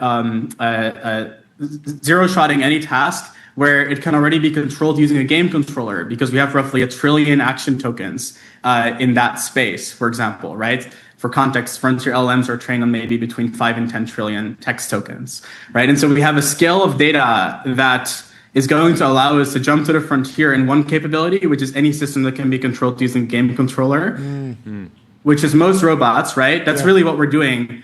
We're using that simplification to turn it into mostly an environment transfer problem. And then you can use that to create a sufficiently general intelligence where you maybe at some point add text to the output space, right? It's not going to be text as you're used to from LLMs, but it might just be enough to communicate why you're doing a specific thing. So that's how to view the models. So walk through the partnership with Metal. Are you getting game controller feedback as well when those? Explain the relationship with Metal for those who don't know. So alongside the frames in the video, we're also getting the exact action inputs. To be clear, not the letters or numbers, right? We had thousands of humans convert those into the actions you're taking. So walk forward, walk left, open door, close door. And so when you have that at that ground truth level, you don't need to train models that try to extract that information from the videos, which you are now in a completely different scaling regime, as if you were trying to do this on inferred data. So for example, if you're landing a plane and you're moving the rudder, that's not going to be visible in the pixels. It's impossible for that to be visible in the pixels, right? But it's in the action sequence. And so there's just no lab that can take this approach. There's lots of benchmarks that might show that you can do this on inferred data. The problem with inferred data and these benchmarks is that they show up in a really nice way on general tasks, but customers care about how these models perform when you're in an edge case and you need specific actions to go in specific ways. And so you cannot do this on inferred data, despite many people claiming you can. Tell us about the latest round. I want to hit the gong. What happened? Yeah. How much did you raise? What happened? We raised $320 million. Congratulations. And thank you so much for taking the time to come chat with us. One more final question. What is talk about progress from your customers, companies that you're talking to in robotics? Where is maybe an area that you're particularly excited about that you don't see being talked about yet? Yeah, the most obvious thing this replaces is all the code that people are currently writing for behavior and physics engines. All that just becomes a prompt. And so think of the models as based on an input stream of just frames, being able to control whichever system is sending those frames in the action space of a game controller or keyboard and mouse. So basically, you can play the world as if it was a video game. If that can be said about your use case, the models will generally do incredibly well. The reason why this works is because every robot already ships with these, which means that they can simply predict at the level of these controllers. And therefore, the robot has already accounted for sort of human monkey brain to motor torque prediction interface and merging that with the actual things coming from the controller, right? So we're using the fact that those interfaces exist as a level of predicting in a general action space that works across many types of robots. In many ways, you could argue that if this is correct at scale, the supply chain will converge on gaming inputs instead of humanoid robots. And I think that is one of the big things that I foresee happening in the next 2 years. Because intelligence is the bottleneck. Yeah, I love it. Well, thank you so much for taking the time to come chat with us. Very cool. Congratulations. Great on the update, progress. Pim. And we'll talk to you soon. Have a good one. Let me tell you about Cisco. Critical infrastructure for the AI era. Unlock seamless real-time experiences and new value with Cisco. Fascinating. It's also funny seeing all those simulators on Steam, and the fact that will the training data generalize? Are they just going to learn how to play Fortnite? And it's well, there is a farming simulator, and there's a data center simulator, and capybara simulator. Central banking simulator. It's going to learn everything. Well, we have our next guest in the waiting room. Yadin Sofer from Tracr, the co-founder and CEO. Welcome to the show. How are you doing? Yeah, nice to meet you. I'm great. Nice How are you? Thank you so much. What's happening? Introduce yourself. Tell us what you're building. Tell us about the emergence from stealth that's happening today. Yeah, well, Yadin Sofer. Last week, we announced the launch of Tracr, which is, I would say, the first of its kind subterra defense tech company. And subterra is a word we actually coined, but I've been happy to see people reference it on X already. It refers to everything in the subterranean defense domain. So that's everything in the intersection between military applications for things that happen beneath our feet. What is the history of subterranean startups? You have the Boring Company. Palmer has talked about the domain. I don't think he coined it, so you get all the credit. But what have been some historical sort of just general efforts in the category, maybe outside of the Boring Company? Yeah, I think on the civilian front, actually, subterranean it's a developed industry. There's a lot of applications in the mining world and in the piping world, in the utility world, where it deserves some love, and it did get. You got amazing companies like Heriknecht that are not sexy startups like the Boring Company, but these are decades-old German companies that have been piercing the way, pun intended, in everything underground. So I would say that in the civilian front, there's a lot of innovation happening, but in the defense front, I don't think you'll find any. I mean, we really have not seen any companies in this space. What are the primary challenges of, underground drones, the underground domain overall? Is it connectivity? What are they? Oh, yeah. Yeah. Well, I think it's interesting because the folks, our engineering team come from a combination of the Boring Company and SpaceX, and usually you see them kind of jumping between those two companies. And they have an interesting saying that says that everyone calls rocket science as if it's the hardest thing in the world. But when it comes to air, you know what forces you're dealing with, right? You know what you're dealing with. And when you're working on the underground, when you're essentially boring your own you don't know what to expect. The geology composition, you can have a high sense of how it's going to look. But when you're down there in the dirt, you don't know if suddenly you hit hard rock or you hit something else. And you need to know to either maneuver very precisely or to be able to replace your cutter head to something that can fit. So I would say that is probably the number one challenge, just the uncertainty of this domain. Palmer talks about this. He says diameter is expensive, length is free, something along those lines. Can you explain that concept and how it informs vehicle design for the subterranean domain? Yeah, no, it's such a great point. And I think a lot of people looking at this space are thinking the same thing, right? We're thinking a train where it bores its own path and it takes behind it essentially infinite payload, right? You can have miles and miles of payload of sensors, of effects, and the dream is someday people. Now, when you think about it, when you're increasing the diameter, you need to remove so much more dirt, right? You're dealing with a lot more.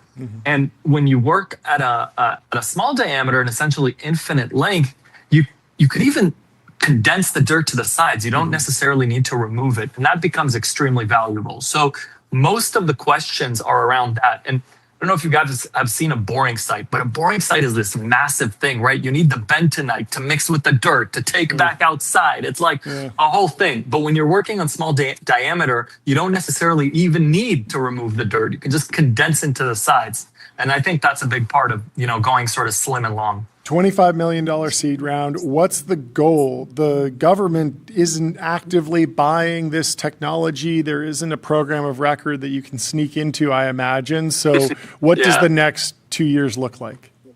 Yeah, we always say this, that, if you try to find the line items, they're like line items buried in line items, right? Yeah. Obviously, we have penetration munitions, but those are airdrop bombs, and we're not looking to compete with Boeing.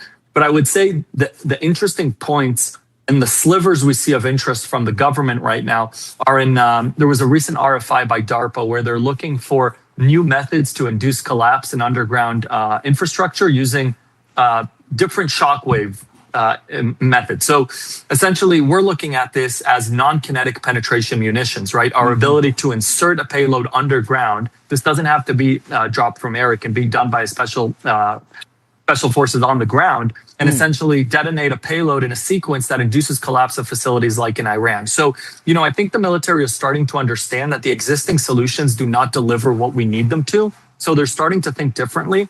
But back to the round, right? The $25 million here, everyone goes to me and is like, all right, you're building this massive R&D team. You're going to have a ton of CapEx. And I'm like, no, there is a lot of work to be done when forming, call it this category, where we need government, we need the military to recognize this as a category like we do, and essentially to go after large prototyping buckets that will then allow us to fund these long-term developments that we believe will allow us to win wars. So for us, most of the focus right now is just working with DC, working with the military, and establish, I would go as far as saying, the subterra doctrine or the U.S. subterra strategy for, winning wars underground. Well, how far underground are you right now?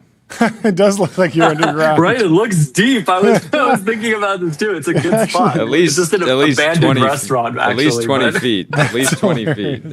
Anyway, thank you so much for taking the time to come chat with us. Great to meet you. Have a great rest of your day. We'll talk to you soon.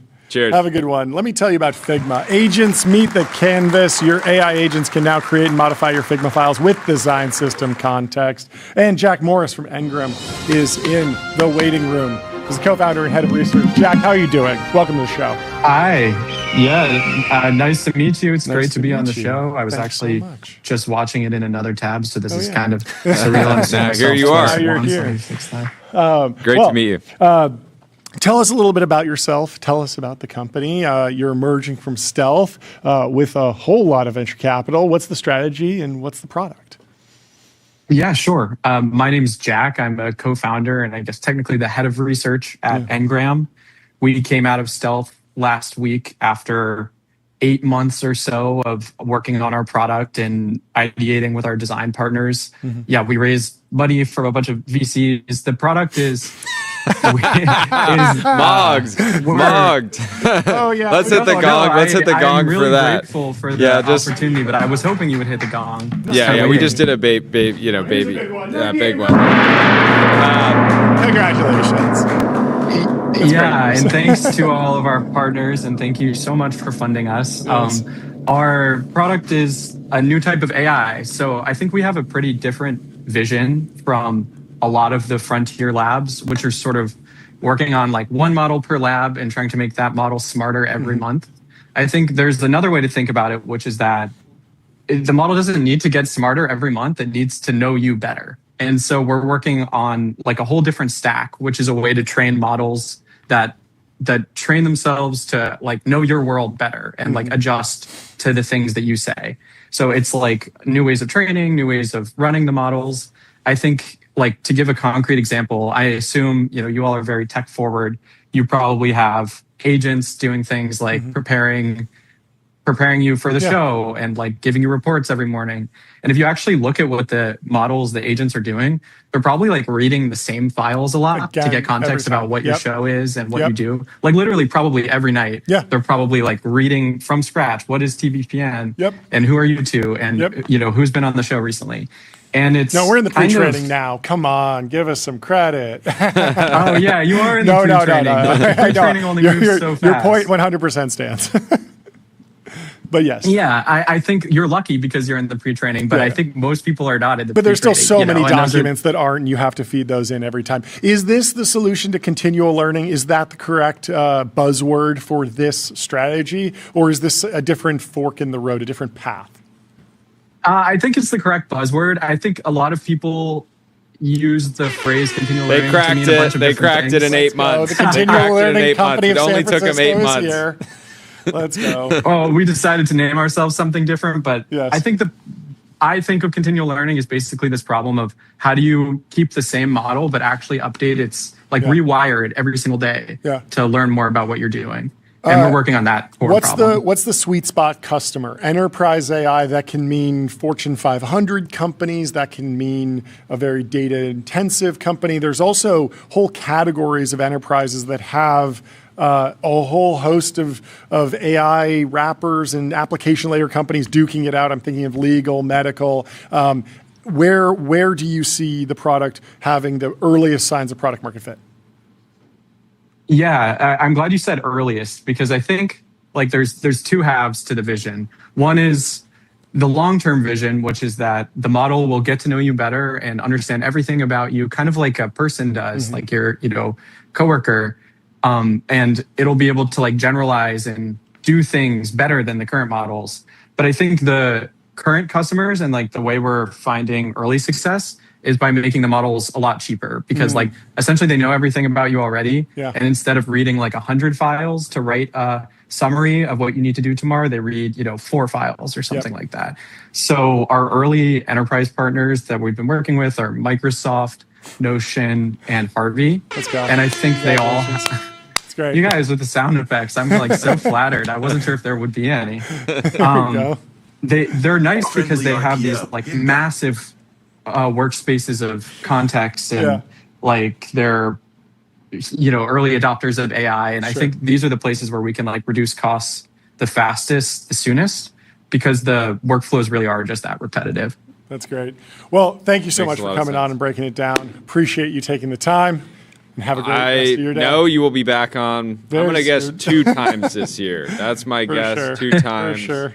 2 We'd more love to have you rounds. back and chop it up more. Have a great rest of your day. Yeah, it's great meeting you guys. Thanks for having me. Yeah, great to meet you, Jack. We'll talk to you soon. Cheers. Let me tell you about the New York Stock Exchange. Want to change the world? Raise capital at the New York Stock Exchange. Our next guest is Neil from Sail Research. He's the co-founder. Let's bring in Neil. Movva? How do I say your last name? I don't want to get it wrong. Movva. Hey guys, great to be here. Thank you so much for taking the time. Great to meet you. Congratulations on the round, but first, please introduce yourself and the company. Yeah. Hey guys, I'm Neil, co-founder and CEO of Sail Research. We are a company building the most efficient inference in the world. We love GPUs. We dig deep into the stack to find efficiency everywhere, and we make tokens super abundant. All open source? Do you work with other labs? Are you? How deep do you go into the relative organizations? Yeah. So today it's all open source models. You can imagine GLM 5.2 is a big moment for us. We're very excited about that. In terms of how deep we go, well, in the stack, we basically do everything between the chips. We don't make chips. We buy chips. And we go all the way up from there to the API.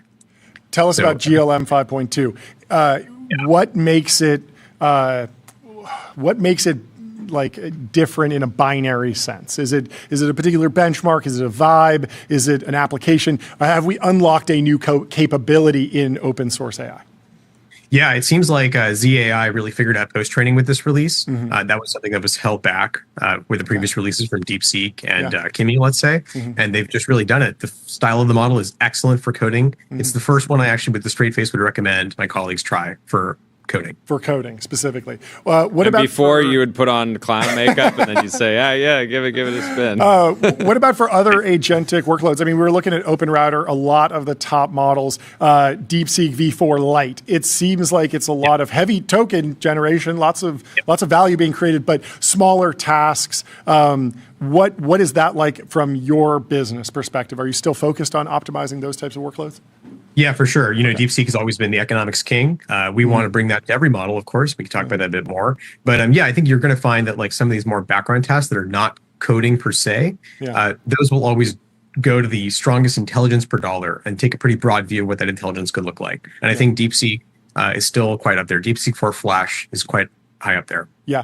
How do you have any intuitive sense for the ratio of token spend or tokens or anything on background tasks versus a human prompted an agent? Because we hear about token maxing and it feels like it's a lot of a developer went and fired off something and it cooked for a day and it's spun up a bunch of tokens. But when I think of the really high volume token future, I think of maybe it's an agent, but maybe it's just every single person that checks out on an e-commerce website goes through a fraud detection check that is now token powered and is not just, a bunch of Python code. It's actually inferencing something. Or every time you book a flight, it runs some LLM check. And I imagine that will be a huge driver of token consumption. And I'm wondering how you see those two buckets balancing out.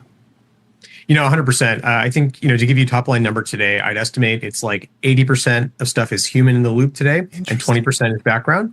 But that number is going to shift. And I actually expect the crossover to happen this year where background dominates. And the reason is, as you pointed out, you want to use these agents in workflows, deterministic-ish workflows. Yeah. And we just weren't there yet with our agents from 6 months ago. And we've crossed a few barriers in the last few months. So yes, I think we have the unlocks required for agents to run a lot longer, reliably on every action that a human puts into a system. Yeah, and then that's very good for your business because if I have something that's running on a Sunday when none of my employees are in, but it's still firing up $1,000 of cost, I want to come to you and get it to be $500. Like what type of pitch do you have in terms of savings?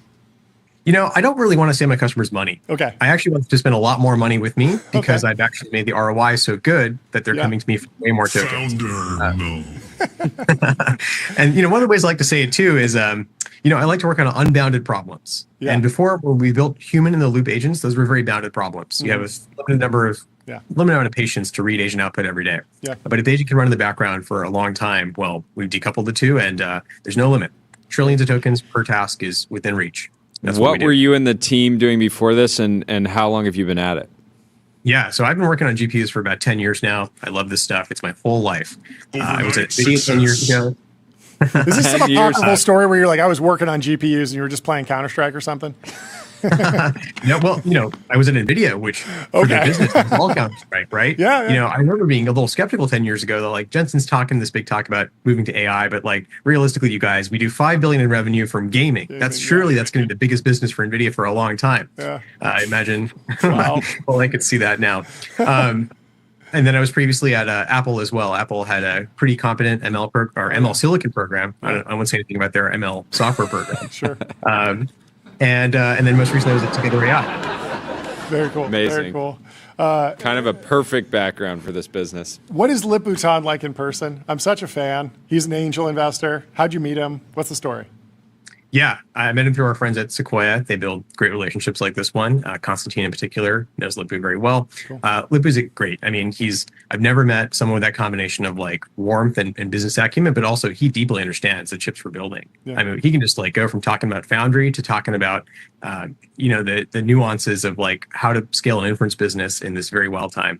So I love working with Lip-Bhu. He's exceptional. Awesome. Yeah, what a wild run from him in such a short amount of time. One of the greatest story arcs in technology. And then who did the round? Yeah, so Sequoia did the seed, Constantine and Lauren Reeder. Cool. And then for the Series A, we went with Kleiner Perkins for the lead. That's Aditya Naganath. Yeah. Amazing. Fantastic. Well, congratulations. Fantastic we'll progress. Talk to you soon, and thank you for everything you're doing. Great to meet you. Have a good rest of your day. Cheers. Let me tell you about Railway. Railway is the all-in-one intelligent cloud provider. Use your favorite agents to deploy web apps, servers, databases, and more, while Railway automatically takes care of scaling, monitoring, and security. And they have a great new campaign that we can try to watch a bit. Yeah. We got to watch some ads. We haven't done enough ads. Let's bring in Jakob Diepenbrock from Discipulus Ventures. Welcome back to the show, Jakob. How you doing? Guys, how are you? Doing well. So you hoovered up stakes in every single Gundo company, and now you hoovered up $30 million for a fund. Tell us the strategy. Tell us how it came together. Congratulations on the fundraise. Yeah, thanks for having me, guys. We just raised $30 million for the second fund. Some great folks. That's going to pay for a lot of barbecues on the beach. Yeah. No, I mean, it really is like the most probably efficient like VC platform strategy ever. Is just like the bonfires. The value created at those bonfires is going to be in the multi-billions for sure, if not already. Hopefully trillions. What are you underwriting this fund to? Do you got to get a $1 trillion company in? Is that the new stakes? Are your investors asking you, are you going to get us the next $1 trillion company? Or are you thinking more smaller stakes at seed? Do you want to deploy a lot of the capital into follow-on investments, do SPVs? How are you thinking about positioning the fund? Yeah. So our strategy basically is we get like good sized chunks for the fund at low prices. We're basically the first investor in all the companies we bring through. A lot of times help them incorporate the companies and then help them raise a larger round. So we get it at low prices. We don't actually need that. Obviously, it's great for us. And I mean, we've already seen some of these markups that make the fund look very good given our entry price. But yeah, I mean, the goal is get good ownership for us, not too much for the founders at low prices, and the multiples look good, much easier. I have a sorry. You're like a lot of ownership for us, not too much for the founder. No, I'm kidding. I know. Our fund is small enough where it makes sense. I know. I have a theory that we're not post defense tech boom, like the companies are still booming, but we're post defense tech incorporation boom, and the ratio of defense tech in your hard tech fund will be declining if it's not already. Is that true? Is that borne out in the data? Is that exciting? What else is in the hard tech bucket that's exciting to you these days? Yeah, we did a lot of defense early on. I think there was a lot of more like gray area. Yeah. I think there's like 1,000 drone companies now, which makes a lot of it less interesting. A lot of missile companies, etc. I think LA is the best place to build hardware. I think El Segundo is the best place to build hardware, and I think all the best engineers and supply chain is already built out here. So we can kind of be as early as possible, kind of getting to know the best engineers, where the companies like SpaceX and Anduril. We need to start defense companies early on, but now we're seeing a lot of advanced manufacturing. I think chemicals is really interesting. I think the kind of general industrial space, energy, et cetera. Like, I think there's a lot of stuff that makes sense to build here because of talent and supply chain that is not just purely defense. Post SpaceX IPO effect on your business, are newly liquid SpaceX employees investing in defense tech, or are they just investing in luxury real estate? What's going on? Yeah, I mean, I think LA still has the majority of SpaceX. I guess people who made money off of SpaceX. I think a lot of people will probably start companies now because like they made enough money to be comfortable and they can do whatever they want now. I think obviously they have like a lockup period, so we'll see where that all ends up. But I think we do have some LPs here from SpaceX, some people who made a lot of money off of SpaceX already. I think it'll be good for the companies here as well as for people just starting new stuff. And we've already seen it with Radiant and Tom Mueller's company, Impulse Space, both SpaceX alums, very successful companies, exciting stuff. Moving forward, are you sticking with like a batch style approach, or are you just going to be writing checks more flexibly? Where do you think you go? Yeah, I mean, I think the core thing we have is like we are close to all of the best engineering talent, and we can basically kind of index a lot of the up and coming companies coming out of here. So I think the batch part is like our unique thing that nobody else is doing, and is how we're able to, I guess, generate alpha. And I think we will do follow-on into the companies in more this time than last time. But I still think the core thing is like there are plenty of hardware funds that will do pre-seed, seed, et cetera. And a lot of these prices are insane. But if we can kind of be as early as possible, find these young engineers before they leave and kind of be their launch pad into the right ecosystems of founders and investors, et cetera, that's kind of where we want to come in. So it's going to be vast majority of the capital being deployed into the cohort companies. Amazing. What is the state of new talent coming to El Segundo? Is there still a boom there? What's the incubator / class cohort based entrepreneurship? Get me up to speed on the latest there. Yeah, I mean, I think the bonfires are a good kind of index on how many people are in here. I think our last one we did last Friday, we had like probably close to 200 people in that one, and they've grown by a very large amount. When we first started, they were like 30, 40, 50. Yeah. So yeah, lots more people coming. I think from all over the world, honestly. I was in Europe a couple weeks ago, and like people were like, "Oh, I'm going to build my company in El Segundo. I'm moving from London to El Segundo." So I think it's kind of continuing to boom. And the real estate prices are insane, which I think also is a good indicator that people moving out to Torrance and Hawthorne. But yeah, definitely lots and lots of people coming from across the world. Is there enough industrial space in El Segundo, Torrance, Hawthorne, or does more need to be built?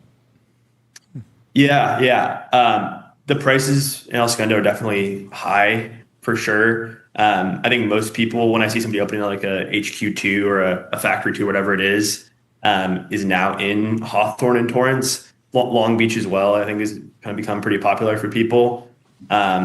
I still think like as close as you can be to where all the talent is kind of the most important thing. So I think people will continue to stay here, but there's obviously other kind of close by cities that make a lot of sense that people are kind of going there. Yeah, so prices are going up, but there's still plenty of capacity. Yeah, and El Segundo is mostly like small kind of buildings like SpaceX are 5,000 square feet, 10,000 square feet, R&D facilities, and then you scale up and get a 100,000 square foot warehouse. Yeah, and I also think one of the things I think is interesting is like I think we've seen companies like Hadrian and Andrew open up like a big factory in like the Midwest or the South, wherever it is. And I think like that will continue to happen because they're just way cheaper space. Input costs matter. But I think for kind of the R&D engineering, I think that will continue to be done in the LA area. And people will then go and kind of open up the larger factories outside of, I think, LA for obvious reasons. But I always think the kind of R&D and engineering will need to be done in the LA area. Last question for me. Are you seeing a huge pull from the AI boom on your portfolio? I'm just imagining, Western chemicals, wastewater to fuel industrial chemical startup. Like there's probably some data center constructor out there who's like, I can make use of that. I got to have water for something or other. Is this something where you're seeing the boom supersonic style expansion into AI applications happening more and more? Yeah, I think it definitely makes fundraising easier. Like we had one company that was doing like large-scale generators. Were focused on DOW originally, and then they put like for data centers into the tagline, and they end up raising like a couple weeks after that. But I think that definitely will happen. I think obviously like if you can position yourself as being in the right trend, that's obviously good for fundraising. Totally. So yeah, a lot of them have some element there, but I wouldn't say like that's kind of dependent upon only data centers, only AI being as large as it is today. That makes a ton of sense. Well, congratulations on amazing progress. Love seeing you win. I think you have something that makes other people just really want to see you win. I just feel like you have such a like bottoms up support from just a great the community. Whole industry, all the founders that you back. It's awesome to watch, and I love to see it. That's great. Awesome. Have a great rest of your week. We'll talk to you soon. Cheers, dude. Have a good one. Let me tell you about Public investing for those who take it seriously. They got stocks, options, bonds, crypto, treasuries, and more with great customer service. Our next guest is in the waiting room, Chris Altchek from Cadence. Chris, how you doing? Great. Hey, Jordy. Hey, John. Thanks for having me. Thanks Great for to meet hopping you. on. Welcome to the show. Introduce yourself. Tell us what you're building, and then we'll talk about the round. Sure. Chris Altchek, founder at Cadence. We are building clinical AI to automate the treatment of chronic disease. We just announced our Series C last week and super excited to be on the show. How much did you raise? Let's start there. Let's start at the gong. How much did you raise? We raised $100 million. Congratulations. A humble 9 figs. Talk about, when did you start the company? What's been the progress to date? What got you to this round? Yeah, so company is 5 years old. I was privileged to grow up in a family of doctors, and I'm married to a doctor too. Wow. I saw how frustrating it is to know what treatment would actually make a patient healthier, but not have a system to be able to do it. And we knew that we could automate the treatment of the most common chronic diseases: heart failure, hypertension, diabetes. And so we set out to build this technology over the last 5 years. We thought it would take 10 years to get to real automation. And we're 5 years in, and it's going a lot faster than we ever expected. We have the privilege of managing 100,000 patients now, nearly every day, with a lot of the leading hospital systems in the country, and preventing strokes and heart attacks and helping people get healthier. So it's been super exciting. Okay, so pick a condition and then walk me through exactly how the product works for a patient and for their, care provider. Yeah, so let's take heart failure, because that's a super important one. 8 million seniors in the US with heart failure. Those seniors are in and out of the hospital at a super high rate, costing the US government, which insures these people, about $50 billion a year. So pre-Cadence, less than 10% of these patients in the country are on the right drugs.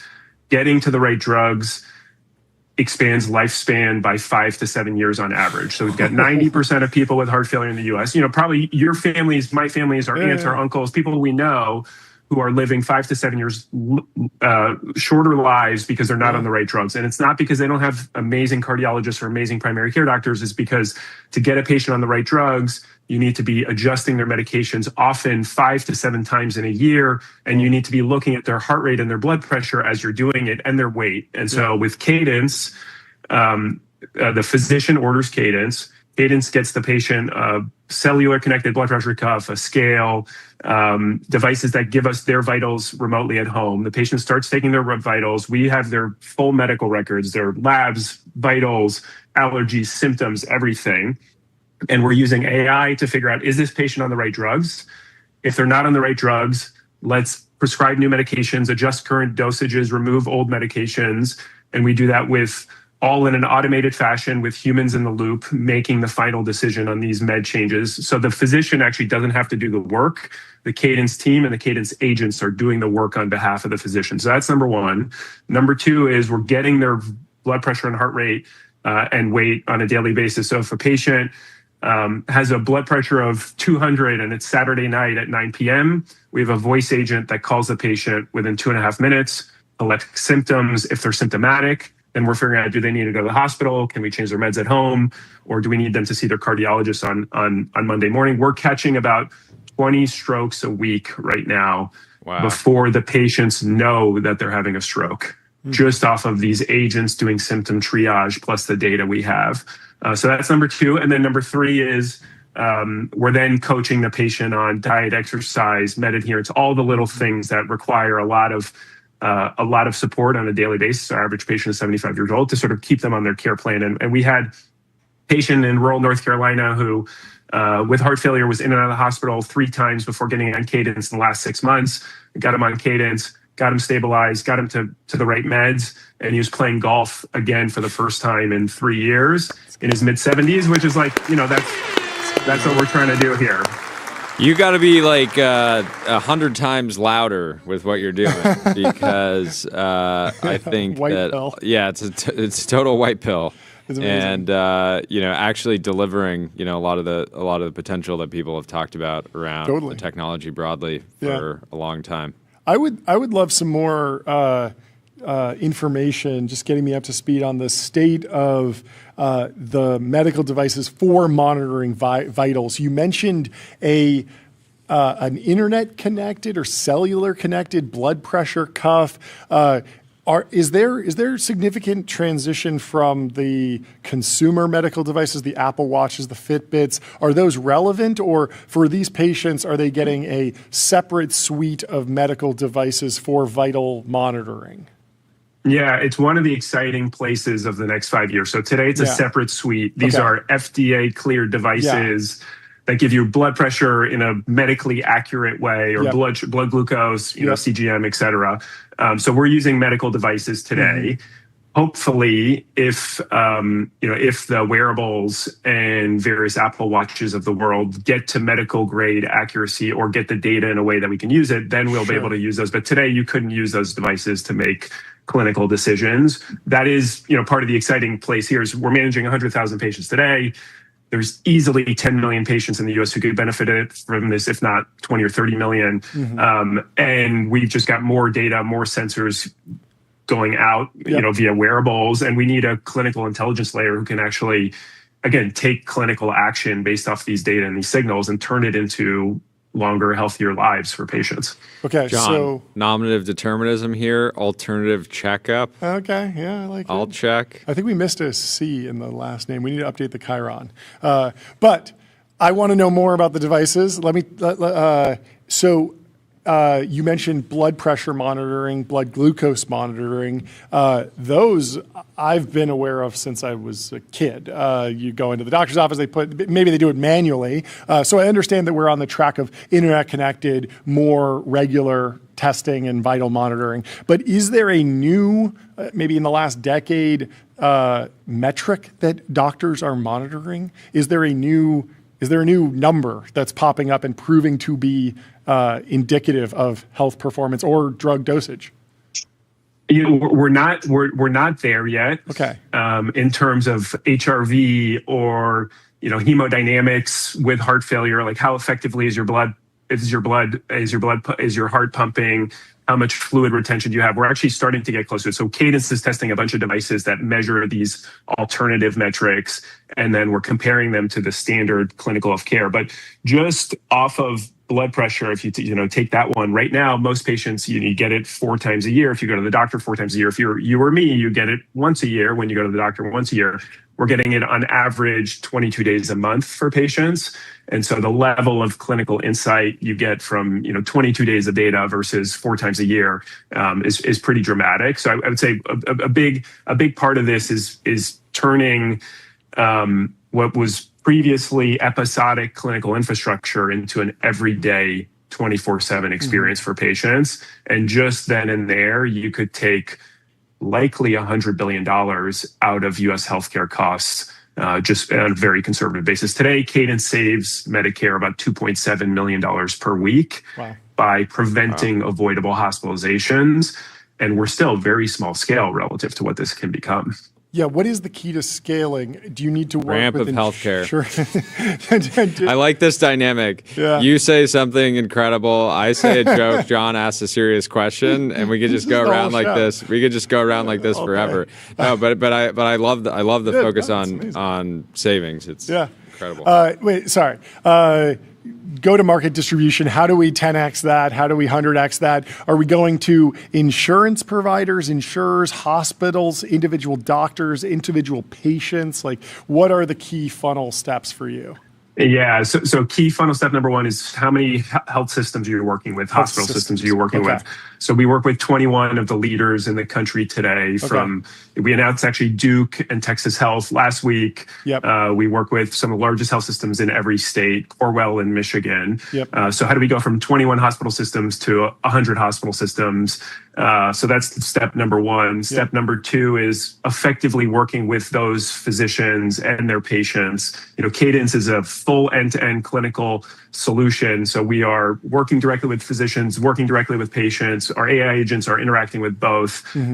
So that's sort of step 2. And then step 3 is continuing to work with payers. So today we work with 2 of the largest payers in the country. We'll work very closely with CMS and the US government to ensure that there's positive ROI for payers. So those are the sort of big 3 expansion motions for us. We're only at 3% of the eligible patients within the health systems that we are today. So, as this becomes the standard of care in the US, this should hopefully be able to help a lot of people. Amazing. Jordy, anything else? Incredible. I have one last question. Can you talk about the General Catalyst partnership? They're an investor, but they also own a hospital network. I don't know if that deal's been completed. Has that been helpful? Are you the synergy that we were hearing about when that news initially broke? Walk me through that. Yes. So General Catalyst acquired a non-for-profit hospital system called Summa Health that closed earlier this year. It's a really exciting testing ground for new technologies inside of important community health systems. And Summa Health is both the provider in their community as well as one of the big payers in their community, so they can benefit from these kinds of services multiple different ways. And it's one of several examples of really fast modernization of U.S. healthcare that's happening right now with AI. I think people think of healthcare as a laggard industry that's always slow to adopt technology. And when you look at AI, it's definitely one of the leaders in adoption of AI today. And then on Cadence's side, what we're really excited about is a lot of AI has been pointed towards automating back office tasks, billing, rev cycle, call centers, et cetera. We're actually using AI to deliver clinical care. And so it's not about, AI to replace people. It's about AI to make people healthier, which I think can and should become one of the most important applications of AI over the next 10 years. Yeah. Awesome. Well, thank you so much for taking the time to come. Thank you for doing this. And thank you for everything you're doing. Yeah, very important work. Appreciate you guys having me. Come back on soon. Can't wait to talk to you next time. We'll see you. Cheers. Goodbye. Our friend John Fiorentino went viral, mega viral, 41,000 likes with a bit of life advice. Up from 19 this morning. It's at 41,000 now. So and talk about a heartwarming story, because this guy, John, anyone that has followed John knows that he'll regularly put up a post that gets no likes. He's on his second account. This is a new account, fresh account. He was like, my account is broken. Yes. I got to start fresh. Yeah, he started fresh, which is very, very hard in 2025, 2026. Starting a new account and grinding it up is incredibly difficult. You have to be replying constantly, posting all sorts of stuff, and just getting points on the board constantly. He has businesses to run, but this one went mega, mega viral. He sent this to us when it had like 2 likes. And was like, do you think this is the one that'll go viral? And it did. He called his shot. He said, a good rule is to never take out your phone to show someone a thing you're talking about. No matter what it is, it will ruin the convo 100% of the time. I think that's good advice. I think what are the part exceptions to that rule? I don't know, an exception. I was hanging out with some friends yesterday. One of them selling this architecturally significant home. Kind of got to show you the photos. But he told me... Should have printed them out. Yeah, it would have been great if he had just... instead of pulling up a video of a tour of the home, if he had printed out... Before I go out with friends, I'll often just print out my camera roll. Yeah. Like the last 20 photos. The last 20,000. Yeah. Just bound it into a large tome that I carry with me. Tyler, what do you think about pulling out your phone while trying to illustrate something? Are you pro or anti? I feel like I'm pretty pro. Like, if this is a cool car, like, you'll show I was thinking about getting this car, like, what do you think? Okay. I can't, like, really explain that. What about a video that isn't funny and lasts more than 2 minutes? Does that cross the line? Is that different? Photo is different than video. That's kind of a skill issue, right? Yeah, it's hard. If you have a good video, 2 minutes long, you're like, I want more of this. At the same time, it is difficult to pull up a video, because there's like going to be a 15, maybe 30-second lag to actually get the video up, and then sorry, it was muted. Oh, it's connected to my headphones. Oh, I got to restart it, to show it to you, and then I'm waving it around. It can be difficult. I understand. I went down a bit of a rabbit hole designing furniture Saturday night in chat, and I was pulling out my phone this morning, showing Tyler some of the... Yeah, like you could not have explained that to me. I had to visually see it. That's true. It would have been hard. Because it was like so mind-blowing. Like I can't... It's hard to actually like articulate. Except that. the only thing is it kind of... Theo kind of has a point, because you kind of looked at them, you were like, Alternatively, you could have buddy. just texted him the photos, enjoy them at your leisure. Let me describe it to you as a story. I don't know. Let's head over to Lake Austin, where Travis Kalanick is commuting to work on a jet ski. This is something I've always wanted to do. A 5-minute jet ski ride to work. The dream come true. And I think this is a fantastic way to start the day. Look at this. I'm visualizing him fully standing up on the jet ski too, in like a suit, which I think adds to... How did he film this? With his phone, or is this a... Meta glasses or something. I don't know. But what a fun commute. What a good reason to go to Austin. I've never been to Lake Austin. Would have to go check it out. What else is going on in the timeline before we wrap up the show? Eliezer Yudikowski posted a funny Google AI overview. Somebody posted this to a Discord I'm in, and somebody asked Google, I'm a baby paperclip maximizer, and Eliezer Yudikowski is walking towards me. What do I do? And the AI knows what to do if this is happening to a baby paperclip maximizer. It says, as a baby paperclip maximizer, your only goal is converting local matter into paperclips.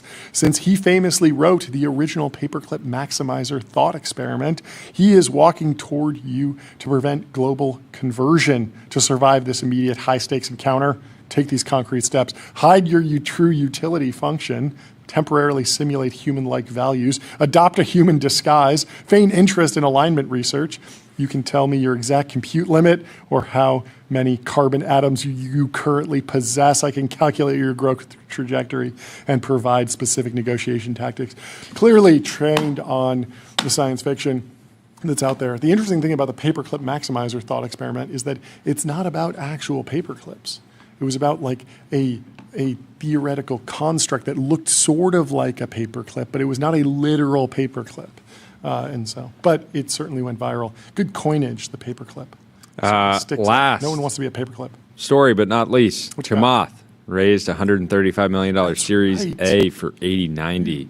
They got Salesforce Ventures. They got Wonderco. They got Kraft, and they got Launch. It's the besties. They got the besties. They got the besties together. You think Friedberg's got to be in? That's the production board. Oh, the production board. Yeah, I didn't realize. Friedberg's fun. Oh, yeah. Great. So, yeah, you actually have all three of the other besties. Absolutely. There you go. What a lineup. Fantastic. What a lineup. Well, there's much more news, but we can get to it tomorrow because we will be back tomorrow at 11 a.m. sharp. That's right. Thanks for tuning in. I can't wait. Have the best evening or afternoon of your entire life. Just do it for us. Just do it for us. And leave us 5 stars on Apple Podcasts and Spotify. Sign up for our newsletter at tvpn.com. And we will see you tomorrow. Goodbye.